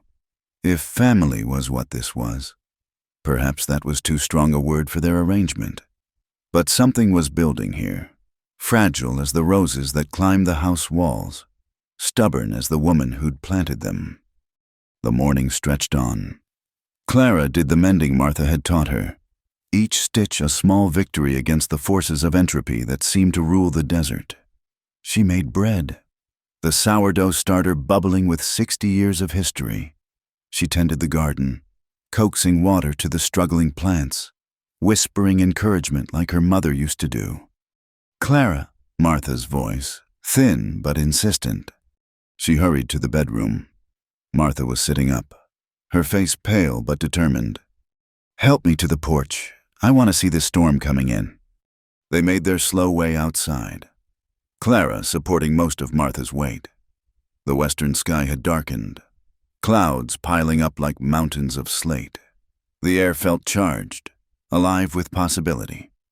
"Beautiful," Martha breathed, settling into her rocker. "Nothing like a desert storm. All that power, all that promise. Even if it doesn't bring rain, it brings change." They sat together, watching the storm build. In the distance, Clara could see Elijah herding the cattle to shelter, his movements urgent but controlled. Thunder rumbled, still far off but approaching. "I dream about them sometimes," Martha said suddenly. "All the ones I've lost, Samuel, my children, Laura, the baby. They're having a picnic by a river, laughing, calling for me to join them. But there's always something keeping me here, one more chore, one more season, one more promise to keep." "Maybe that's what heaven is," Clara suggested, "a picnic by a river with everyone we've loved." "Maybe so." Martha reached for her hand again. "When my time comes, and it's coming soon, we both know that I want you to help Elijah. He won't ask, too proud or too broken. But he'll need it. This place will fall apart without someone to tend it. And I don't just mean the ranch. I can only stay until nothing. Plans change. People change. Don't close doors before you see what's on the other side." Martha's grip tightened. "Promise me you'll at least try, for his sake, if not your own." Clara looked at this fierce old woman, so close to her ending but still fighting for those she loved. How could she refuse? "I promise to try." "Good enough." Martha released her hand. "Now, let's watch this storm. If we're lucky, it'll bring rain. If not, at least it'll bring a good show." The first drops came as the sun set, fat and warm and precious as gold. Elijah made it to the porch just as the sky opened, water falling in sheets that turned the desert into a temporary ocean. He stood dripping, watching the rain with something like wonder. First real rain in 4 months. "The land was thirsty," Martha said, "like all of us, waiting for something we'd almost stopped believing in." Clara watched them both, the dying woman and her broken grandson, joined by love and loss and the simple miracle of rain. Tomorrow would bring its own challenges. The visit to her sister's grave, not least among them. But tonight, there was rain on the roof and the smell of wet earth and the feeling that maybe, just maybe, things that seemed dead might still find a way to bloom. She thought of the blue dress hanging in her room, altered to fit a future she couldn't yet imagine. Like the rain, some things came in their own time, unexpected but necessary, washing the dust from everything and leaving the world, if not new, at least clean enough to start again. Thunder crashed overhead, and Martha laughed, actually laughed, with something approaching joy. Even Elijah's face lightened, the constant weight of sorrow easing just a fraction. Clara closed her eyes and let the sound of rain fill her, washing away the dust of auctions and farewells and all the distances traveled to reach this moment. She was here. They were all here. Still breathing, still hoping, still holding on to each other as the storm passed over and through them, bringing change disguised as water, bringing grace disguised as rain. The morning after the storm dawned clean and bright, The air washed free of dust. Clara found herself in the small storage room behind the kitchen, searching for preserving jars at Martha's request. The rain had brought hope that the garden might yet produce something worth saving for winter. Behind a stack of grain sacks, something caught her eye, a wooden box, its corners reinforced with brass, half hidden beneath old horse blankets. She pulled it free, noting the fine layer of dust that suggested it hadn't been touched in years. "What have you found there?" Martha's voice came from the doorway. She leaned heavily against the frame, having insisted on walking despite Clara's protests. "I'm not sure. It was buried back here." Martha's eyes sharpened as she recognized the box. "Oh, that." She moved carefully into the room, lowering herself onto a crate. "Bring it here." Clara carried the box over, setting it on another crate within Martha's reach. The old woman ran her fingers over the smooth wood, her expression unreadable. "Haven't opened this in 3 years," she said finally. "Couldn't bring myself to, after—" She trailed off, then seemed to gather herself. "Open it." Inside, Clara found a treasure trove of documents and letters, all carefully organized. Marriage certificates, land deeds, photographs, the paper trail of lives lived and lost. But what caught her attention was a bundle of letters tied with a faded blue ribbon, the handwriting on the top envelope achingly familiar. "Those came after," Martha said quietly. "After your sister passed, found them in her things when we went to help Samuel clear the house. Never knew quite what to do with them." Clara's hands trembled as she picked up the bundle. "May I?" "They're more yours than anyone's now." The first letter was dated 2 months before Louisa's death, addressed to Clara, but never sent. The familiar handwriting blurred as tears filled Clara's eyes. "My dearest Clara," she read silently.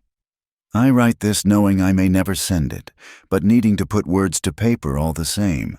This land is harder than I imagined, the loneliness deeper than any well." "She wrote to you often," Martha said gently. "Samuel would bring them to town to post, but toward the end, she stopped giving them to him. I think she didn't want to worry you." Clara looked up from the letter. "You read them?" "Just enough to know they should go to family. Seemed wrong to read another woman's heart poured out on paper." Martha shifted on her crate, wincing. "There's more in there, things that might interest you." Deeper in the box, Clara found what Martha meant, a leather journal, its pages filled with a man's careful script. The first entry was dated shortly after Elijah and Laura's wedding. "That's my son's," Martha explained. "Elijah's father. Kept a journal all his life, right up until the fever took him. That last volume has, well, you'll see." Clara glanced at Martha, uncertain. "Should I be reading this?" Sometimes the past needs airing out, like linens kept too long in storage. Martha struggled to her feet. "I'll leave you to it. Take your time." "Alone." Clara opened the journal to a page Martha had marked with a pressed flower. The entry was dated 4 years past. "The Henderson girl arrived today. Louisa. She's called Pretty Thing. Reminds me of a deer. All wide eyes and careful movements. Samuel Whitmore's a lucky man, though I wonder if he knows it. Elijah and Laura went to welcome her. Brought back news that she's with child already. Martha's beside herself with joy. Says it's good to have young women bringing new life to this valley." Clara read on, following the story through her sister's pregnancy, the growing friendship between the 2 young wives, the plans they made for their children to grow up together. Her father-in-law's observations were keen but kind, noting Louisa's struggles with the harsh life, but also her determination. Then, an entry that made her heart stop. "Something's wrong at the Whitmore place. Louisa came by yesterday, heavy with child and frightened. Says the baby's moving different, that she has pains that come and go. Martha wanted her to stay, but Samuel arrived in a fury. Never seen a man so angry about his wife seeking help. Took her home despite our protests. I have a bad feeling." The next entry was brief. "She's gone. The baby too. Samuel wouldn't let us help with the burial. Laura hasn't stopped crying. This land takes too much. Clara closed the journal, overwhelmed. She'd known the facts of her sister's death, but seeing it through the eyes of those who'd witnessed it made it real in a new, painful way. Found what you needed. Elijah's voice startled her. He stood in the doorway, hat in hand, expression careful. I'm sorry, Clara said quickly. Martha said I could. It's all right. She's been wanting someone to go through those things. Neither of us could face it. He entered the room, his presence making the small space feel smaller. The journal was my father's good man, saw everything clear. He wrote about Louisa, about what happened. I remember. Laura was devastated. She and your sister had become close, planning for their babies. He stopped, jaw tightening. Well, plans don't mean much out here. Clara carefully retied the letters. Martha said these were found in her things. Samuel asked us to help clear the house. Found them in her sewing basket. Never sent. He didn't want them. Didn't want anything of hers. Actually, man shut down completely after she died, like something in him just switched off. Grief does that. No, Elijah's voice was firm. Grief is what I felt when Laura died. What Samuel felt was different. Guilt, maybe, or relief. I've never been sure which. Clara looked at him sharply. Relief? Elijah sat on the crate Martha had vacated, the wood creaking under his weight. Your sister was sunshine in a dark place. Samuel was shadows. Even on bright days, oil and water. She tried so hard to make him happy, but some people don't want happiness. They want ownership. You think he... Clara couldn't finish the thought. I think he was a man who didn't know how to love something without crushing it. Elijah met her eyes. I think your sister deserved better than she got.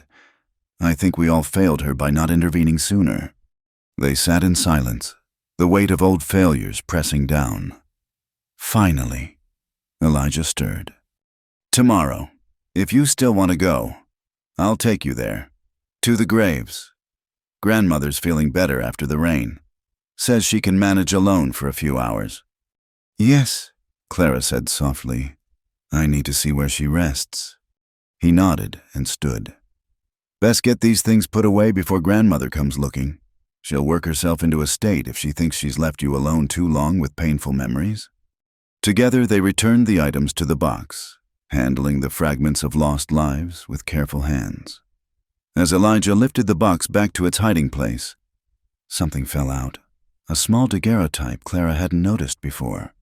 She picked it up, gasping softly. It was Louisa, seated in what must have been her wedding dress. But beside her stood another young woman, their hands clasped, both smiling at the camera. That's Laura, Elijah said quietly. They had it taken in town, about a month before everything ended. Only time I ever saw either of them spend money on something frivolous. Clara studied her sister's face, seeing the joy there, but also, now that she knew to look, the strain around the eyes, the forced quality of the smile beside her. Laura was radiant, clearly pregnant, glowing with expectation. Keep it, Elijah said. She'd want your sister remembered by someone who loved her. Clara clutched the photograph to her chest. Thank you. Clara Elijah, Martha's voice called from the kitchen. Whatever you're doing in there, come help an old woman with lunch. These hands aren't what they were. They found Martha at the stove, stirring a pot with shaking hands. Clara quickly took over while Elijah guided his grandmother to a chair. Find what you were looking for, Martha asked, her tone carefully neutral. Yes, Clara replied. Thank you for letting me see those things. Past needs witnessing sometimes. Otherwise it just sits there, festering like a wound that won't heal. Martha accepted the cup of water Elijah offered. Besides, your sister was a good girl. Deserves to have her story known by someone who'll grieve her proper. They ate a simple meal, the conversation staying to safe topics. The rain's effect on the garden, the cattle's improved spirits, the fence that had miraculously held despite the storm. But underneath, Clara felt something shift, as if reading those letters and journals had somehow knitted her more firmly into the fabric of this strange household. After lunch, Martha dozed in her chair while Clara did the washing. Through the window, she watched Elijah working with one of the horses, his movements patient and gentle despite his own obvious fatigue. The photograph of Louisa and Laura sat on the windowsill, two young women frozen in a moment of friendship, unaware of what awaited them. "You look like her." Clara turned to find Martha awake, watching her with those sharp eyes. "Louisa." "Some around the eyes, the way you hold yourself, but you're stronger. I can see it in how you move, how you handle what life throws at you." Martha struggled to sit straighter. She was like a butterfly trying to be a hawk, beautiful to watch but painful too, seeing her beat herself against this life. She always was the dreamer in the family, Clara admitted. Saw the best in everything, everyone. I used to envy that. Rose-colored spectacles might make the world prettier, but they also blind you to dangers. You see clear. That's a gift out here. Clara wrung out the last of the washing, thinking about sight and blindness, about the different ways people survived or didn't. "Mrs. Carter, can I ask you something?" "Ask." "The blue dress. You said I reminded you of someone. Someone you failed. Was it Louisa?" Martha was quiet for so long, Clara thought she wouldn't answer. Then, partly, but also myself, when I was young, and Laura, and every woman who's come to this unforgiving land and tried to bloom where she was planted. She gripped the arms of her chair. "I've watched too many break, but you bend without breaking. That's why the dress is yours." That evening, as Clara prepared supper, she found herself humming the tune Martha had been humming days before. The old woman smiled when she heard it. "You remembered? It stays with you." Clara said, "Like you said, music lasts when other things fade. My mother called it 'The Water is Wide,' sang it when she was happy, sad, or anywhere in between." Martha's voice took on a distant quality. "I sang it to my babies, then to Elijah when he came to live with us. Haven't heard it in this house since Laura." Elijah finished, entering with an armload of firewood. "She used to sing it to the baby, before he was born. Said he could hear it, that it would teach him about beauty before he even saw the world." The kitchen fell silent except for the pop of grease in the pan and the whisper of wind outside. Then, softly, Martha began to sing.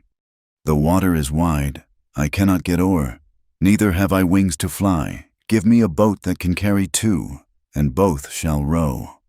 My love and I—" Her voice was cracked with age, but still true. After a moment, Clara joined in, harmonizing naturally. Even Elijah hummed along, almost inaudibly, as he stacked the wood. When the song ended, Martha wiped her eyes with a trembling hand. "Haven't sung that with anyone since my daughter died. Thank you." They ate dinner in a different kind of silence than usual. Not the heavy quiet of grief, but something lighter, as if the music had opened windows in rooms too long closed. Even Elijah seemed less burdened, actually meeting Clara's eyes when she passed him the bread. As Clara helped Martha to bed that night, the old woman gripped her hand tightly. "Tomorrow, when you visit your sister, sing that song for her. Let her know she's not forgotten, that women still sing in this valley even when sorrow tries to silence us." "I will," Clara promised. "Good. And Clara, that journal, those letters, they're yours now. The story needs a keeper, and you're the right one for it." Clara sat with her until she slept, then returned to the kitchen to find Elijah still there, staring into his coffee cup, as was his habit. "Thank you," she said, "for today, for sharing those memories." He looked up, and for the first time since she'd arrived, his expression was fully present, not lost in the past. "She would have liked you, Laura. You're nothing alike.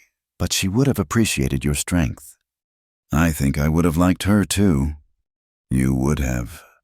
He stood, suddenly seeming to realize the lateness of the hour. Dawn comes early. Best get some rest before tomorrow's journey. At the door, he paused. Clara, what you're doing for grandmother, being here, it matters, more than you know. Before she could respond, he was gone, leaving her alone with the dying fire and the weight of tomorrow's pilgrimage. She touched the photograph once more, promising silently to carry both memory and music to her sister's grave, to bear witness to a life cut short but not unloved. Outside, coyotes called to each other across the darkness, their voices wild and free. Clara listened, thinking about women who sang despite sorrow, about bonds that death couldn't break, about the strange family she was becoming part of through circumstances she never could have imagined. Tomorrow would hurt, but tonight there was soup warming on the stove, an old woman sleeping peacefully, and somewhere in the vast darkness, a man learning to let others share his burdens. It wasn't everything, but it was something. And sometimes, Clara was learning. Something was enough to build on, like a song remembered across years of silence, waiting for the right voices to bring it back to life. The storm struck 3 days after Clara's visit to her sister's grave. It came not with the mercy of rain, but with the fury of wind. A dust storm that turned day to darkness and sent everyone scrambling for shelter. Clara had been in the garden when the western horizon turned brown, a wall of dirt advancing like an army. She'd barely made it inside before the world disappeared in a howling cloud of grit and debris. "Get the windows," Martha called from her chair, struggling to rise. "The rags, girl, in the chest." Clara flew to the old chest, pulling out strips of cloth that had clearly served this purpose before. Together, she and Martha stuffed them into every crack and crevice, but still the dust found its way in, coating everything in a fine layer of earth. Elijah burst through the door, slamming it behind him. His hat was gone, his hair wild, his clothes so dust-covered he looked like he'd been buried and dug up again. "The cattle are sheltered," he gasped, moving immediately to help secure the house. "This is a bad one. Could last hours." The wind screamed like a living thing, rattling the windows, testing every board and nail. Clara had weathered storms before, but nothing like this violence of air and earth combined. "The lamp," Martha directed, her voice strained. "Light it now, while we can still see to do it." As Clara lit the oil lamp, casting a weak circle of light in the premature darkness, Martha began to cough, not her usual morning cough, but deep, racking spasms that shook her frail frame. "Grandmother." Elijah was beside her instantly, supporting her as she fought for breath. "The dust," she wheezed. "Can't, my lungs." Clara grabbed a clean cloth, dampened it with precious water, and held it to Martha's face. "Breathe through this, slowly." For terrifying minutes, Martha struggled, her lips taking on a bluish tinge. Elijah's face was stone, but Clara could see the fear in his eyes. Finally, finally. The coughing eased, though Martha's breathing remained labored. "Need to lie down," she managed. Elijah lifted her as if she weighed nothing, carrying her to her room. Clara followed with the lamp, her heart pounding. The storm was bad enough, but Martha's condition added a layer of fear that made the howling wind seem almost secondary. They settled Martha in bed, propping her up with every pillow in the house to ease her breathing. Clara mixed her medicine with a stronger dose than usual, and Martha took it without protest, a bad sign. "Stay with her," Elijah said. "I need to check the barn. Make sure—" "No." Martha's voice was weak but firm. "You stay inside, both of you. No barn is worth your life." "But the horses—" "Are smarter than you and already hunkered down." She gripped his hand. "Please, Elijah, I can't lose you to a storm. Not like—" She didn't finish, But Clara saw understanding dawn on Elijah's face. "All right, grandmother, we'll stay." The hours that followed were some of the longest Clara had ever known. The storm raged on, seeming to grow stronger rather than weaker. They huddled in Martha's room, listening to her labored breathing and the house creaking under the assault. "Tell me a story," Martha whispered during a brief lull. Something good." Clara looked at Elijah, who nodded slightly. She thought for a moment, then began. "When Louisa and I were little, maybe 7 and 9, we decided we were going to dig to China. We'd heard stories about it being on the other side of the world, and we figured if we just dug deep enough."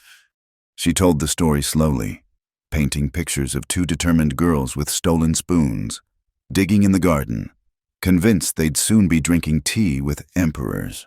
How their mother had found them, covered in dirt, the hole barely a foot deep, and instead of scolding, had brought them lemonade and cookies, saying diggers needed sustenance. "Smart woman," Martha murmured, knowing when to let children dream. "We dug for 3 days before we gave up," Clara continued.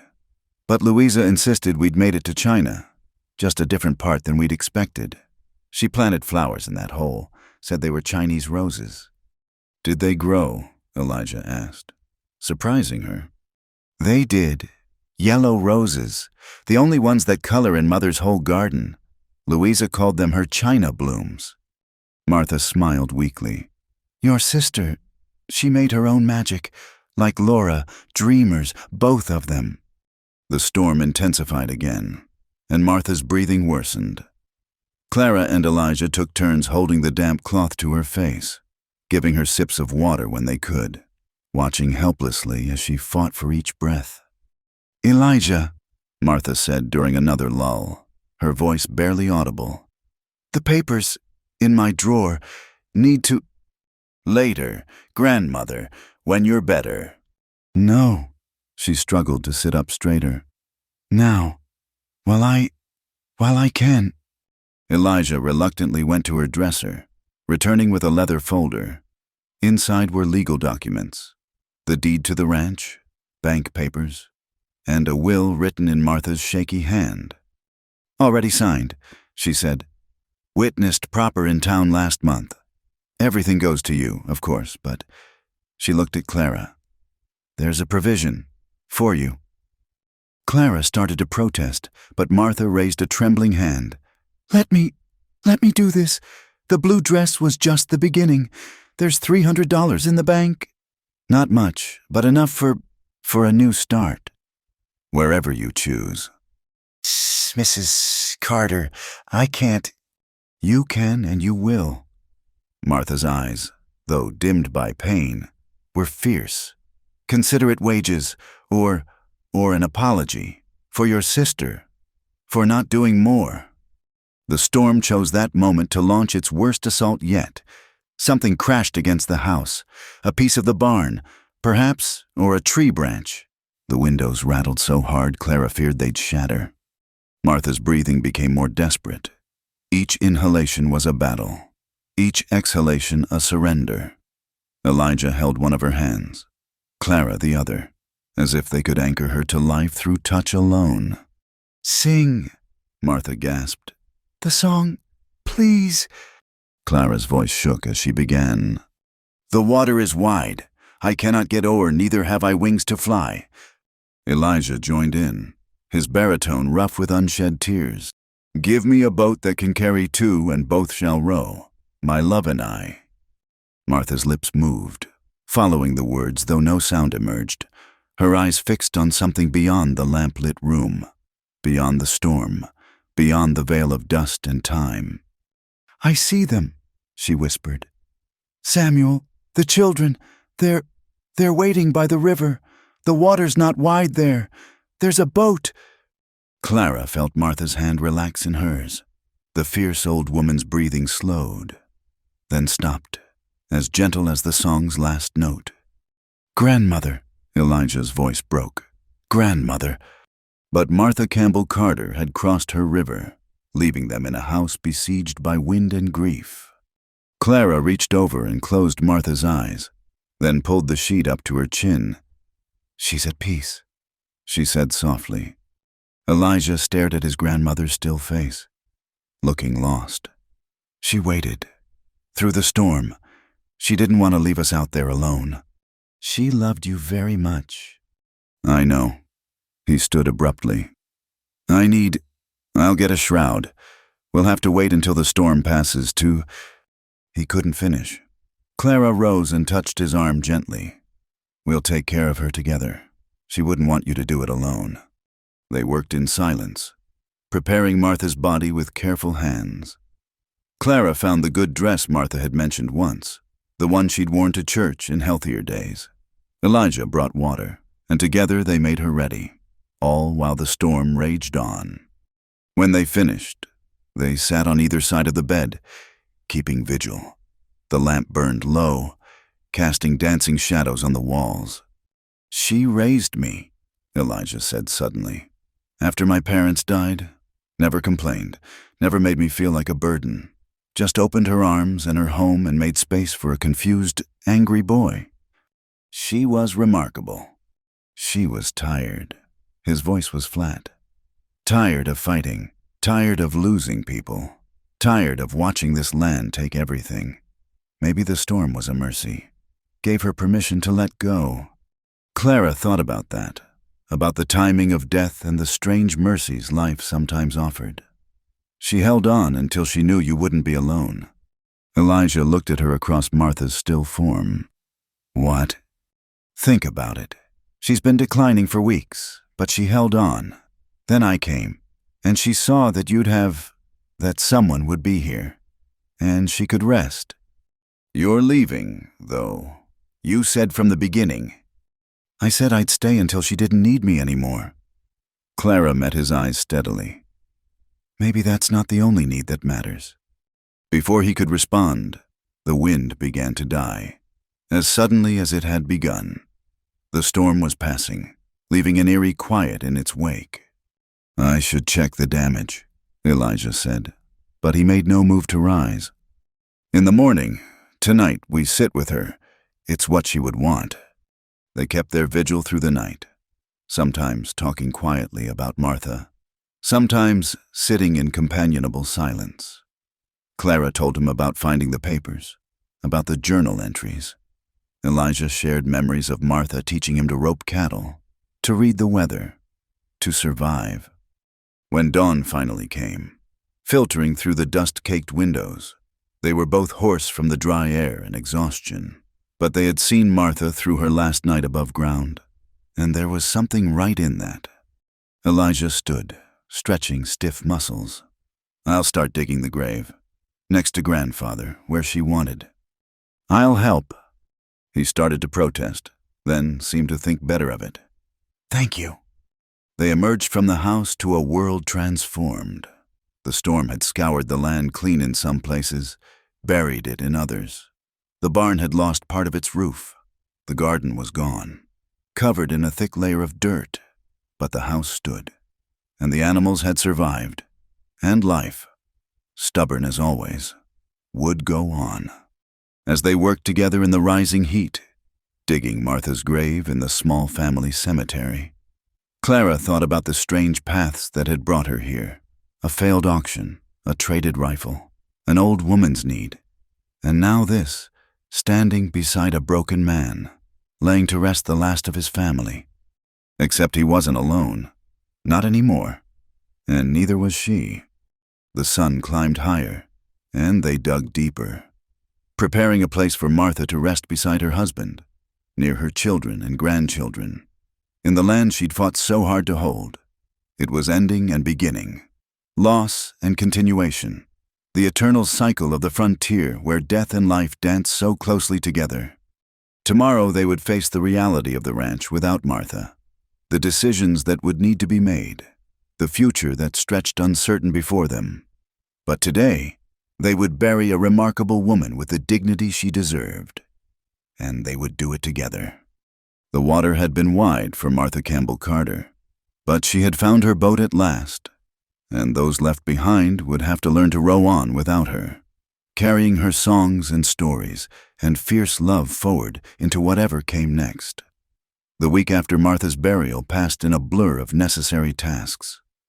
Clara threw herself into cleaning the storm damage while Elijah worked to repair the barn and round up scattered cattle. They moved around each other like ghosts, speaking only when required. The absence of Martha's sharp voice leaving a silence neither quite knew how to fill. On the 7th day, Clara was beating dust from the rugs when she heard horses approaching. Through the window, she saw 2 riders, rough-looking men she didn't recognize. Her hand moved instinctively toward the kitchen knife before she caught herself. Elijah emerged from the barn, his stance wary. Clara couldn't hear the conversation, but she saw the tension in his shoulders, the way his hand hovered near his hip where his Colt would be. After several minutes, the men wheeled their horses and rode off, but not before one of them pointed at the house, directly at the window where Clara stood. She stepped back, heart pounding. Elijah entered the kitchen, his face grim. "Pack your things." "What?" "Those were Brady's men. Seems word got out about grandmother passing, about you being here." He moved to the window, scanning the horizon. "They'll be back, probably with more men. Brady's been wanting this land for years, and now he thinks he can take it." "Who's Brady?" "A rancher from the other side of the valley, owns half the territory. Wants the other half." Elijah turned from the window. "He's not a man who takes no for an answer. It's not safe for you here anymore." Clara felt something stubborn rise in her chest. "I'm not leaving." "This isn't your fight." "Isn't it?" She faced him squarely. "I've cooked in this kitchen, mended clothes in that chair, helped bury the woman who owned this land. When does it become my fight?" "Elijah." He stared at her, something shifting in his expression. "You don't understand. Brady's men, they're not gentlemen. And a woman alone out here." "I'm not alone, unless you're planning to run too." "Of course not." The response was immediate, almost offended. "This is my land, my family's land." "Then we'd better prepare to defend it." They spent the rest of the day in tense preparation. Elijah taught Clara to load and fire the old shotgun, her hands steady despite never having held such a weapon. They moved what supplies they could into the house, barricaded the windows, filled every container with water. As the sun set, Elijah stood at the window with his rifle, not the Winchester he'd traded, but an older Spencer repeater. Clara noticed him touch his hip repeatedly, checking for the Colt that wasn't there. "I'm sorry," she said quietly. "About your grandfather's rifle. If you hadn't traded it for me." "Don't," his voice was firm. "That rifle bought something more valuable than bullets could. Grandmother had peace in her last days because of you. That's worth any weapon." They ate a cold supper, neither wanting to light the stove and create smoke that might signal their position. As darkness fell, Elijah insisted Clara try to rest while he kept first watch. She lay on Martha's bed. She couldn't think of it as hers. Not yet, but sleep wouldn't come. Every sound might be approaching horses, every shadow a threat. Finally, she rose and joined Elijah in the main room. "Can't sleep either." He didn't turn from his position by the window. "Too quiet, even with the wind. It's too quiet without her." "I know." He shifted slightly, making room for her to see out the window, too. She would have loved this. A fight for the land. Would have been right here with the shotgun, daring Brady to try something. "Tell me about her younger days, when she first came here." So he did, speaking softly into the darkness about Martha as a young bride, fierce and determined, helping Samuel build this ranch from nothing. About Indian raids survived, droughts endured, children born and buried. About a woman who refused to bend no matter what the land threw at her. "She used to say the land tested you," Elijah murmured, "that it wanted to know if you were worthy of it. Said most people failed the test, but a few became part of it, like the mesquite and sage tough, deep-rooted, impossible to kill." "Is that what you are, part of the land?" He was quiet for a long moment. I used to think so, but after Laura, I think maybe I've just been haunting it, like a ghost that doesn't know it's dead. Clara reached out, touched his arm lightly. Ghosts don't worry about protecting things. Ghosts don't teach strangers to shoot or stay awake all night keeping watch. You're still alive. Elijah, you just forgot for a while. He looked at her then, really looked at her, and she saw something kindle in his eyes that had been absent since she'd arrived. When did you become so wise? Clara Henderson. Somewhere between the auction block and digging a grave in a dust storm. She managed a small smile. This land's been testing me too. And I'm still here. They heard the horses just before dawn. Multiple riders, moving fast. Elijah pushed Clara back from the window, checking the loads in his rifle.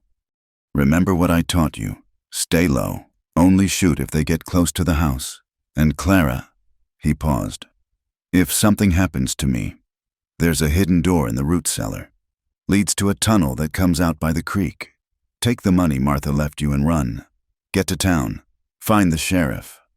Nothing's going to happen to you. Promise me. She crossed her fingers behind her back. I promise. The riders came into view. 6 men, Brady himself in the lead. Clara recognized him from town. A big man with cold eyes and expensive clothes that looked out of place in the desert dawn. Carter, Brady's voice boomed across the yard. Come on out. Let's discuss this like civilized men. Nothing to discuss. Brady. Elijah called back. This is Carter land. Has been for 40 years. Will be for 40 more. Your grandmother's dead. Boy, you can't work this place alone. I'm offering a fair price. Not selling. Brady's laugh was ugly. Wasn't really an offer. See, I already filed a claim on this land. Seems there's some question about the original deed. My lawyer says...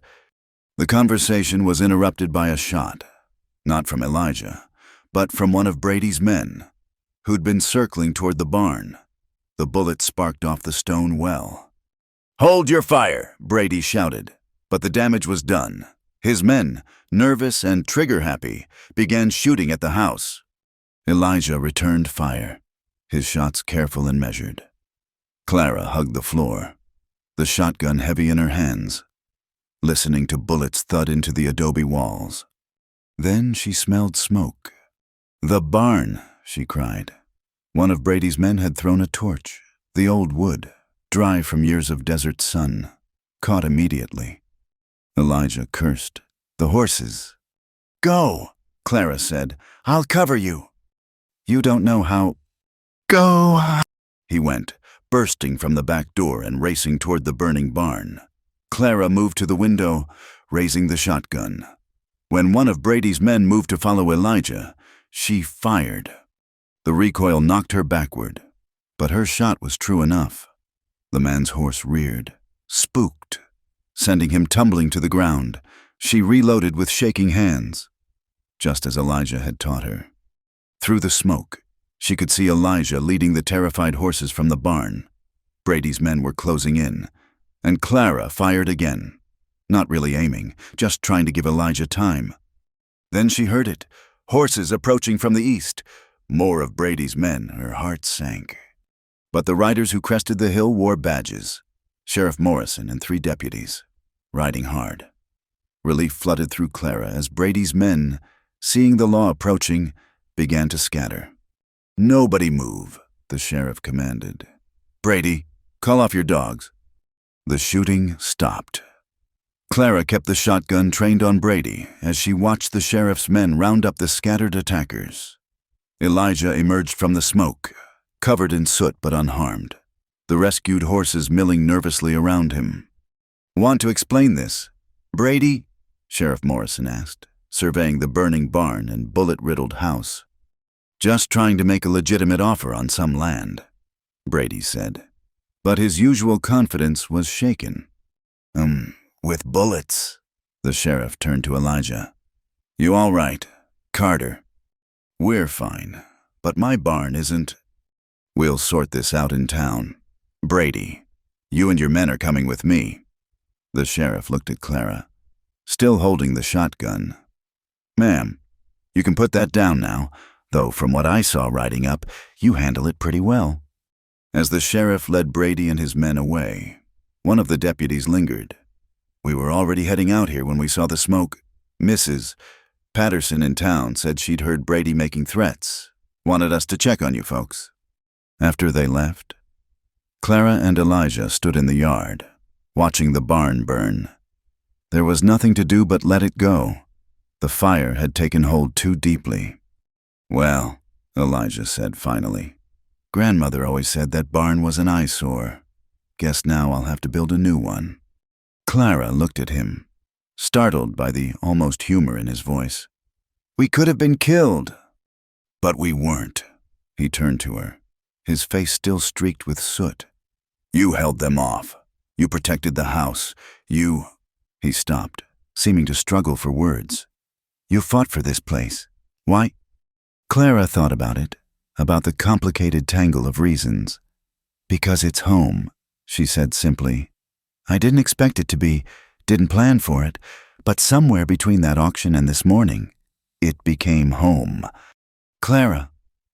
Elijah stepped closer. "I can't offer much. This ranch is failing. I'm not whole. Not like I was before Laura. But if you wanted to stay, not just for a few weeks, but—" "Yes." He blinked. "I haven't asked anything yet." "Then ask." He took her hands, careful of the blisters forming from the shotgun's recoil. "Clara May Henderson, would you consider making this arrangement something more permanent? I know it's not romantic, and you deserve better than a broken-down rancher with a burnt barn and too many ghosts. But She silenced him by standing on her tiptoes and pressing her lips to his, a brief touch that tasted of smoke and new beginnings. "Elijah Carter, are you proposing to me?" Yes, I suppose I am." He looked wonderfully confused. "Is that your answer?" "Part of it." She squeezed his hands. "Here's the rest. I'll marry you. Elijah, not because I need a place to stay or protection from men like Brady, but because I've seen who you are. A good man who's forgotten his own worth, because this land needs us both, because your grandmother was right. I didn't come here looking for a husband, but I found a partner, if you'll have me." "If I'll have you," he laughed then, the first real laugh she'd heard from him. "Clara, you just fought off 6 armed men with a shotgun you learned to use yesterday. You held vigil through a dust storm, buried a woman you'd known 2 weeks, and stood up to the biggest land grabber in the territory. The question is whether you'll have me." "I already said yes." "So you did." He pulled her close, heedless of the soot transferring from his clothes to hers. "What would Martha say?" "She'd say it's about time." Clara rested her head against his chest, hearing his heartbeat, steady and strong. "She'd also say we're fools for courting while the barn's still burning." "Let it burn," Elijah said. "We'll build a better one. Build everything better." They stood there in the dawn light, watching their old life burn and their new one take shape in the ashes. It wasn't the proposal Clara had dreamed of as a girl. Wasn't the life she'd imagined when she'd stood on that auction platform. It was better. It was real. It was theirs. "Come on," she said finally. "Let's get this mess cleaned up. We've got a ranch to run." Together. And as the sun rose fully, burning off the smoke and showing the damage clear, they began the work of rebuilding, not just the barn, but their lives, their hopes, their future on this unforgiving land that had tested them both and found them worthy of each other. The evening after the fire, Elijah sat at the kitchen table with his ledgers spread before him, calculating and recalculating numbers that refused to improve. The barn was gone, taking with it feed supplies, tools, and what little savings might have come from selling the hay he'd stored. Clara watched from the stove where she was preparing a simple meal from their remaining supplies. "How bad is it?" she asked quietly. He set down his pencil, rubbing his eyes. "We've got maybe enough to get through 2 months. 3 if we're careful and nothing else goes wrong. but rebuilding the barn, replacing what we lost. He shook his head. The numbers don't work. Clara served the meal beans and cornbread again, with the last of the preserved peaches Martha had put up the previous summer. They ate in contemplative silence, both aware of the weight of their newfound commitment in the face of such harsh realities. "There's the money Martha left me," Clara said finally. $300. It's yours, ours. I mean, that's your safety, your way out if I change my mind. Clara's voice was gentle but firm. Elijah, I fought for this place. I'm not running now because the arithmetic is hard. He looked at her across the table, lamplight catching the exhaustion in his eyes. I've got nothing to offer you. Clara, a failing ranch, debts coming due, and a future that looks like more of the same. You could take that money, go somewhere else, start fresh. I could, she agreed. But then who would make sure you eat something besides coffee? Who would remember to sing Martha's songs? Who would stand beside you when the next Brady comes calling? You deserve better than a life of struggle. Clara reached across the table, covering his calloused hand with hers. Maybe, but I've learned something these past weeks. The life we deserve and the life we choose aren't always the same thing. And I choose this. I choose you. Elijah turned his hand palm up, interlacing their fingers. I don't know how to do this anymore. How to hope. How to build instead of just survive. Then we'll learn together, one day at a time, one task at a time. She squeezed his hand. But first, we need a plan. The ranch won't save itself. They talked late into the night, mapping out possibilities. The cattle were too few and too poor to bring much at market. The garden was buried under storm-blown dirt. But the land itself had value, not to sell, but to use. What about horses? Clara suggested. You're good with them.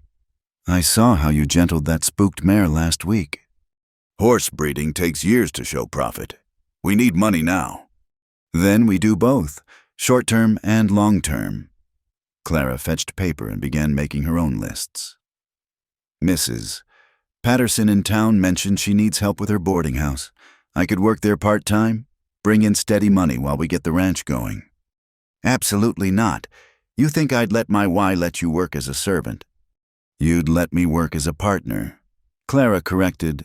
Pride doesn't fill empty bellies. Elijah, and it's honest work. He struggled visibly with the idea. What would people say? That we're surviving. That we're fighting for our land instead of giving up. She leaned forward. Besides, Mrs. Patterson's boarding house is where traveling merchants stay. I could learn who needs horses, make connections. It's not just cleaning rooms, it's building a future. Elijah stared at her, something like wonder in his expression. Laura would never have... I'm not Laura, Clara said gently. And you're not the same man who married her. We're different people, facing different challenges. That's not betrayal. That's life moving forward. He nodded slowly. All right, but only until we get the barn rebuilt and can increase the herd. This is temporary. Everything's temporary, Clara replied. The good and the bad. That's what Martha taught me. Over the next days, they fell into a new rhythm. Clara rose before dawn to tend the house and animals, then rode to town on the gentlest of their horses. The work at Mrs. Patterson's was hard. Washing linens, scrubbing floors, serving meals to travelers who often looked through her as if she weren't there. But Mary Patterson was fair, and the coins Clara earned felt like victory against circumstance. Elijah worked from sunrise to sunset, salvaging what he could from the barn ruins, mending fences, tending the cattle. In the evenings, they worked together, planning and building. Without the barn, they had to improvise shelter for the animals, creating lean-tos and temporary structures. It was during the second week of this routine that Clara overheard a conversation that changed everything. She was serving coffee to 3 men in Mrs. Patterson's dining room when one of them mentioned needing horses. Lost half my string to fever, the man was saying. Got contracts to deliver mail between here and Fort Sumner, but can't do it with sick animals. Need strong horses, desert bred, ready to work. Clara's hands trembled slightly as she poured the coffee. Excuse me, sir, did you say you need horses? The man, broad-shouldered with graying whiskers, looked up at her. That's right. Miss knows someone who's selling. My husband, that is, my fiancé, has some of the best horses in the territory. Desert-born, tough as mesquite. One of them carried me 2 days through a storm without faltering. That's so. The man's interest sharpened. And who might your fiancé be? Elijah Carter. His ranch is south of town, about half a day's ride. Carter. The man exchanged glances with his companions. Heard about the trouble with Brady. Also heard Carter's good with horses, but fallen on hard times. Times are hard for everyone, sir, but the horses are sound. Clara met his gaze steadily. Mr. Carter won't sell you anything that isn't worth your money. His word's good as gold. The man studied her for a moment, then nodded. Tell him Tom Morrison, no relation to the sheriff, will come by tomorrow afternoon. If the horses are as good as you say, we might do business. Clara finished her shift in a daze of possibility. She rode home faster than was wise, finding Elijah repairing a water trough. The words tumbled out of her in a rush. Morrison, the mail contracts, the need for good horses. Elijah listened, his expression cycling through surprise, hope, and worry. We've only got 6 horses fit to sell. That's not enough for a mail contractor. It's a start, Clara insisted. And if he likes what he sees, there'll be more contracts. We can build the herd, establish a reputation. With what money, horses aren't cattle. They need better feed, more care. With this, Clara pulled out the small cloth bag she'd been carrying. 2 weeks' wages from Mrs. Patterson and Martha's money. And whatever Morrison pays for the 6, it's enough to start. Elijah took the bag, weighing it in his hand. You've been saving every penny. For this, for us, for something better than just surviving day to day. She moved closer to him. Elijah, this is the chance we've been waiting for, but we have to take it together. No more you bearing everything alone. No more me being protected from hard truths. Partners. Remember? He set down the bag and pulled her into his arms, heedless of his dirt-covered clothes. How did I get so lucky to have you walk into my life when I'd given up on everything? Not luck, Clara said against his chest. Martha would say it was providence, that we were both broken in just the right ways to fit together. That night, they prepared for Morrison's visit with nervous energy. Elijah groomed the horses until they shone, while Clara baked fresh bread and cleaned the house until it sparkled. They were presenting not just horses, but themselves as people worth doing business with. Morrison arrived promptly the next afternoon, accompanied by 2 men. He was exactly as Clara had described, a man who knew his business and wasted no time on pleasantries. Show me what you've got. Carter. Elijah led him to the corral where the 6 horses waited. Clara watched anxiously as Morrison examined each animal, checking teeth, running hands over legs, watching their movement. His expression gave nothing away. The bay mare, Morrison said finally. She favoring that left front. Caught it in a gopher hole last month, Elijah admitted. She's sound now, but I won't sell her if you have doubts. Morrison's eyebrows raised. Honest, I like that. Most men would have tried to hide it. He moved to the next horse. This one's got Arabian blood. My wife's horse. The word slipped out before Elijah caught himself. My late wife, bought her from a trader out of California. Good bloodline. Desert horses need that stamina. Morrison completed his inspection, then turned to face them. I'll take 4. The Arabian, the 2 Pintos, and the Roan. $40 each. Cash on delivery to Fort Sumner. Clara's heart sank. $40 was fair, but for only 4 horses. Then Morrison continued. And I want first option on any others you raise. I've got contracts expanding next year. Might need 20, 30 horses. You deliver quality like these, we'll have ourselves a steady arrangement." Yes, sir." Elijah shook Morrison's hand, trying to contain his relief. "They'll be ready whenever you need them. Next week, I'll send my men to collect them." Morrison turned to Clara. "You were right about your man, Miss Honest Dealer. That's rare enough to be worth cultivating." After Morrison left, Clara and Elijah stood in the yard, almost afraid to believe their good fortune. $160, Elijah said wonderingly. "That's enough to start rebuilding the barn, buy feed for the winter." "And buy 2 good breeding mares," Clara added. "Mrs. Patterson knows a rancher selling out, heading back east. His stock is sound." Elijah laughed, catching her around the waist and spinning her in a circle. "We're going to make it. We're actually going to make it." "Was there ever any doubt?" Clara asked when he set her down. Both of them breathless. "Every minute of every day," he admitted. "Until you changed everything. Clara, brought life back to this place, back to me." "We brought it back together," she corrected. "That's the only way it works." That evening, as they sat on the porch watching the sunset paint the desert in shades of gold and crimson, Elijah took Clara's hand. "I've been thinking," he said, "about what you said, about not being Laura, about being different people facing different challenges. And you're right. I loved Laura. We'll always love what we had. But that was one chapter. This, us, is something new. Something that belongs to who we are now, not who we were then." Clara squeezed his hand. "Martha would be proud of you for seeing that. She'd be proud of us both." He turned to her. "Clara, I know we said we'd marry, but I've done this wrong. You deserve a proper proposal, a proper wedding." "I deserve honesty." Clara interrupted.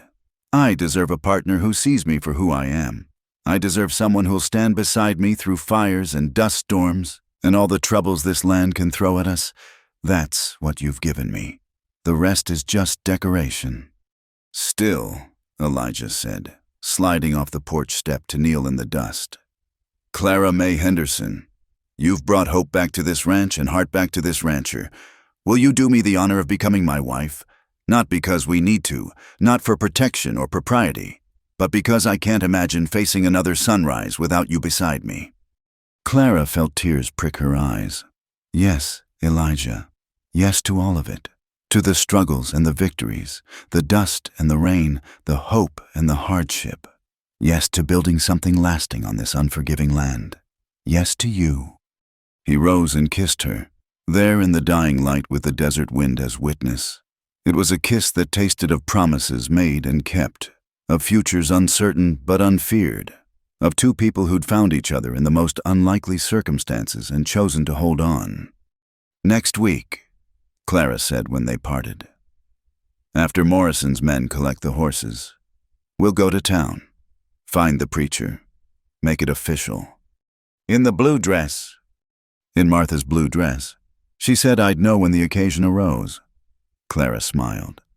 "I think marrying her grandson counts as an occasion." They sat together as darkness fell, planning not just a wedding but a life. The ranch spread around them, battered but not broken, challenged but not conquered. Tomorrow would bring new work, new worries. But tonight, they had each other and the fragile, stubborn hope that had taken root in the desert soil of their joined hearts. "No regrets?" Elijah asked as the first stars appeared. "None," Clara said firmly. "This is where I meant to be, with you, building something that will last." And in the vast silence of the desert night, with only the coyotes and the wind for company, that felt like the strongest foundation they could ask for. Not perfect, not easy, but theirs to build upon. One day, one choice, one act of faith at a time. The morning of the wedding dawned clear and bright, with the kind of crystalline sky that only came after storms had washed the air clean. Clara stood before the small mirror in her room, adjusting Martha's blue dress for the final time. The alterations had transformed it into something that felt both borrowed and wholly hers, a bridge between past and future. "You look beautiful," Mrs. Patterson said from the doorway. She'd come early to help Clara prepare, bringing with her a small bouquet of desert wildflowers. Martha would be so pleased. "I hope so." Clara touched the dress's soft wool. "I feel like I'm carrying her with me today." "You are, child, in more ways than one." Mary Patterson moved to help with Clara's hair, pinning it up in a simple but elegant style. "That old woman saw something in you from the start. Told me so last time she was in town." "She did. Said you had steel in your spine and kindness in your heart. Said that's exactly what Elijah needed, someone strong enough to stand beside him, gentle enough to help him heal." Mary secured the last pin. She was right, as usual. A knock at the door interrupted them. "Clara, the preacher's here." Elijah's voice carried a note of nervousness that made her smile. "Don't let him see her yet," Mary called back. "Bad luck." "We've had enough bad luck for 3 lifetimes," Elijah replied. But they heard his footsteps retreat. Clara gathered her small bouquet and the worn Bible that had been her mother's. Inside, pressed between pages, was the photograph of Louisa and Laura. She'd carry them both with her today. The ceremony was to be held beneath the old oak tree where Martha was buried. Clara's choice, wanting the woman who'd brought them together to be present in the only way possible. As she walked from the house, she saw their small gathering Elijah waiting by the tree in his best shirt and borrowed jacket. Sheriff Morrison and his wife, Tom Morrison, who'd turned out to be a distant cousin of the sheriff, Mrs. Patterson, and, surprisingly, 2 of Martha's old friends from town who'd gotten word of the wedding. But it was Elijah who drew her eye. He stood straight and tall, the haunted look that had shadowed him for so long replaced by something that might have been peace. When he saw her in the blue dress, his face transformed with an emotion too deep for words. The preacher, Reverend Holbrook, was a young man new to the territory, eager and earnest. He'd only met Martha once but spoke briefly about the legacy of love and strength she'd left behind, about ground prepared by one generation for the next to build upon. "Elijah Carter," he said, "do you take this woman to be your lawfully wedded wife, to have and to hold, in sickness and in health, in plenty and in want, for as long as you both shall live?" "I do." Elijah's voice was steady. "Sure. I surely do." "Clara May Henderson, do you take this man to be your lawfully wedded husband, to have and to hold, in sickness and in health, in plenty and in want, for as long as you both shall live?" Clara looked at Elijah, seeing not just the man before her, but all they'd build together. "I do, with all my heart." "The rings." Elijah produced 2 simple bands, not gold, which they couldn't afford, but carved from the wood of a mesquite tree that had fallen in the storm. He'd made them himself, working by lamplight in the evenings, smoothing and shaping until they gleamed like dark silk. "I couldn't offer you gold," he said quietly as he slipped the ring onto her finger. "But this wood has roots that go deeper than any mine. It survived drought and storm, fire and flood, like us, like what we're building." Clara's eyes filled as she placed the matching band on his finger. "I don't need gold. Elijah, I need someone who understands that the strongest things aren't always the prettiest. Someone who knows that love isn't just words, but daily choices. Someone who'll stand with me under this endless sky and call it home. By the power vested in me by the territory of New Mexico," Reverend Holbrook proclaimed, "I now pronounce you husband and wife. You may kiss your bride, Mr. Carter." The kiss was different from their first, less desperate, more certain. A seal on promises made not in the heat of danger, but in the calm light of day, witnessed by friends and marked by the grave of the woman who'd made it possible. As they turned to face their guests, Sheriff Morrison stepped forward. Got a wedding present for you folks." He handed Elijah a worn leather gun belt. "Found this in Brady's belongings when we were processing his arrest. Seems he had a collection of souvenirs from folks he'd run off their land." Elijah's hands shook slightly as he took the belt, recognizing it immediately. Nestled in the holster was his grandfather's Colt, the one he'd thought lost forever. "How?" "Brady's men took it that night at the auction. Apparently. Thought it might come in handy if you proved difficult." The sheriff's smile was grim. "Man's facing trial for a lot more than just attacking your ranch. This is evidence, technically, but I figure it belongs with its rightful owner." "Thank you," Elijah managed, his voice rough. This means more than you know." Mrs. Patterson had prepared a simple wedding feast back at the house. Nothing fancy, but generous with what they had. As the afternoon wore on, filled with food and stories and cautious joy, Clara found herself standing at Martha's grave while the others talked inside. "We did it," she said softly to the small headstone Elijah had carved. "Not the way anyone expected, but we're here. We're staying. We're going to make this ranch something you'd be proud of." A hand touched her shoulder. "Elijah, come to find her." "She knows," he said. "Somehow. I'm sure she knows." They stood together in the fading light, hands clasped, watching the sun set on their wedding day. Tomorrow would bring back the work, the struggles, the constant battle against the land's harsh demands. Morrison's men would come for the horses.